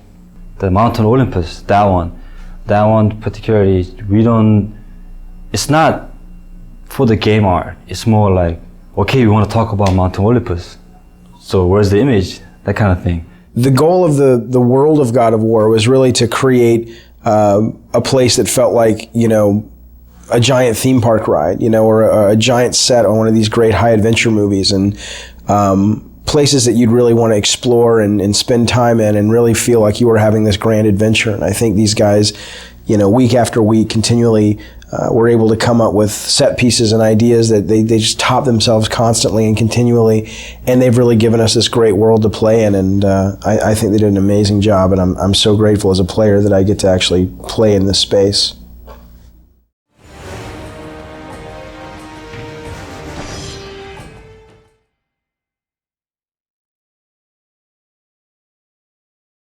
When it came to the characters and monsters and creatures that our hero is going to encounter, we're dealing with characters and creatures that everybody is familiar with. Medusas, Cyclops, centaurs, minotaurs. One of the things that we had to do with all the characters, and I think you'll see this as you look through the concept art, one of the things that was very important to me was that when somebody looked at any of our characters, that they knew what they were. So what we could do basically there, as long as the character was down on all fours and I had 3 heads, you probably would accept that character as a Cerberus. Whether it was a werewolf, whether it was a dinosaur, you know, again, you would still accept that in our world and what we were doing in terms of building the mythology we were building, you would accept that.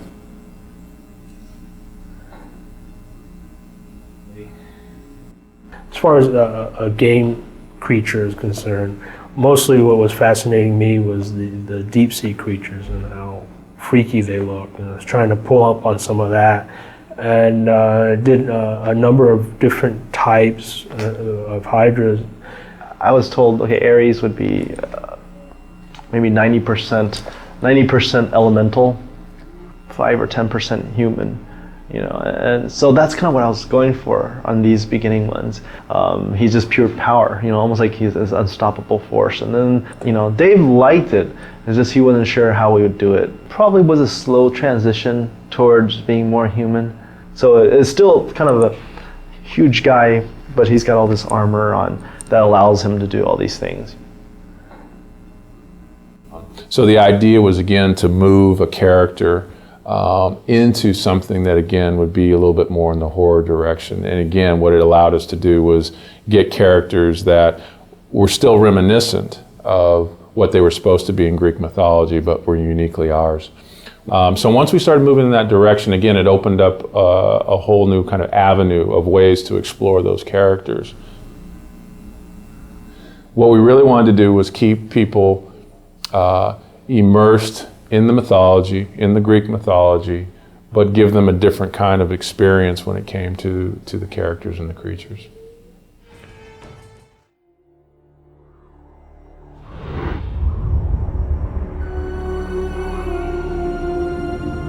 When men ask for the origin of Kratos, the true tale was never known. The truth is that Kratos, like all men, began life as a child. But childhood in ancient Sparta was a brutal existence.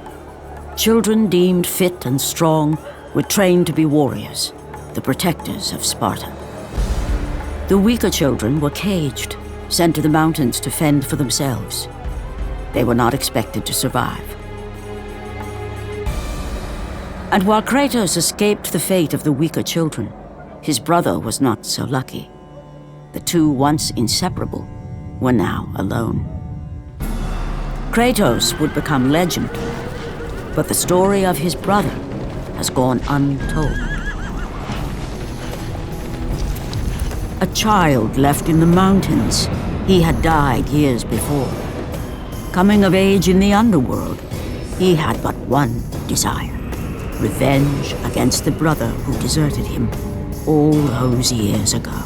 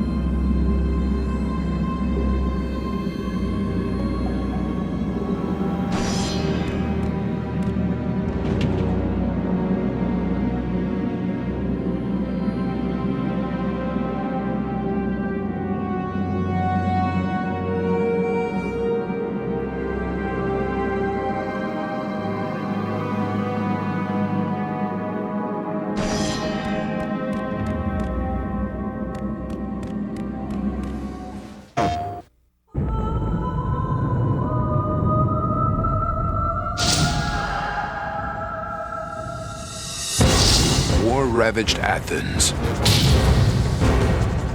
Legions of undead soldiers. Greek mythology's greatest beasts. And a deceptive god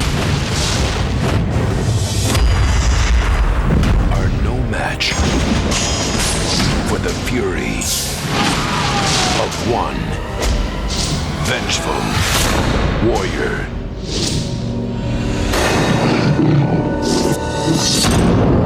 God of War.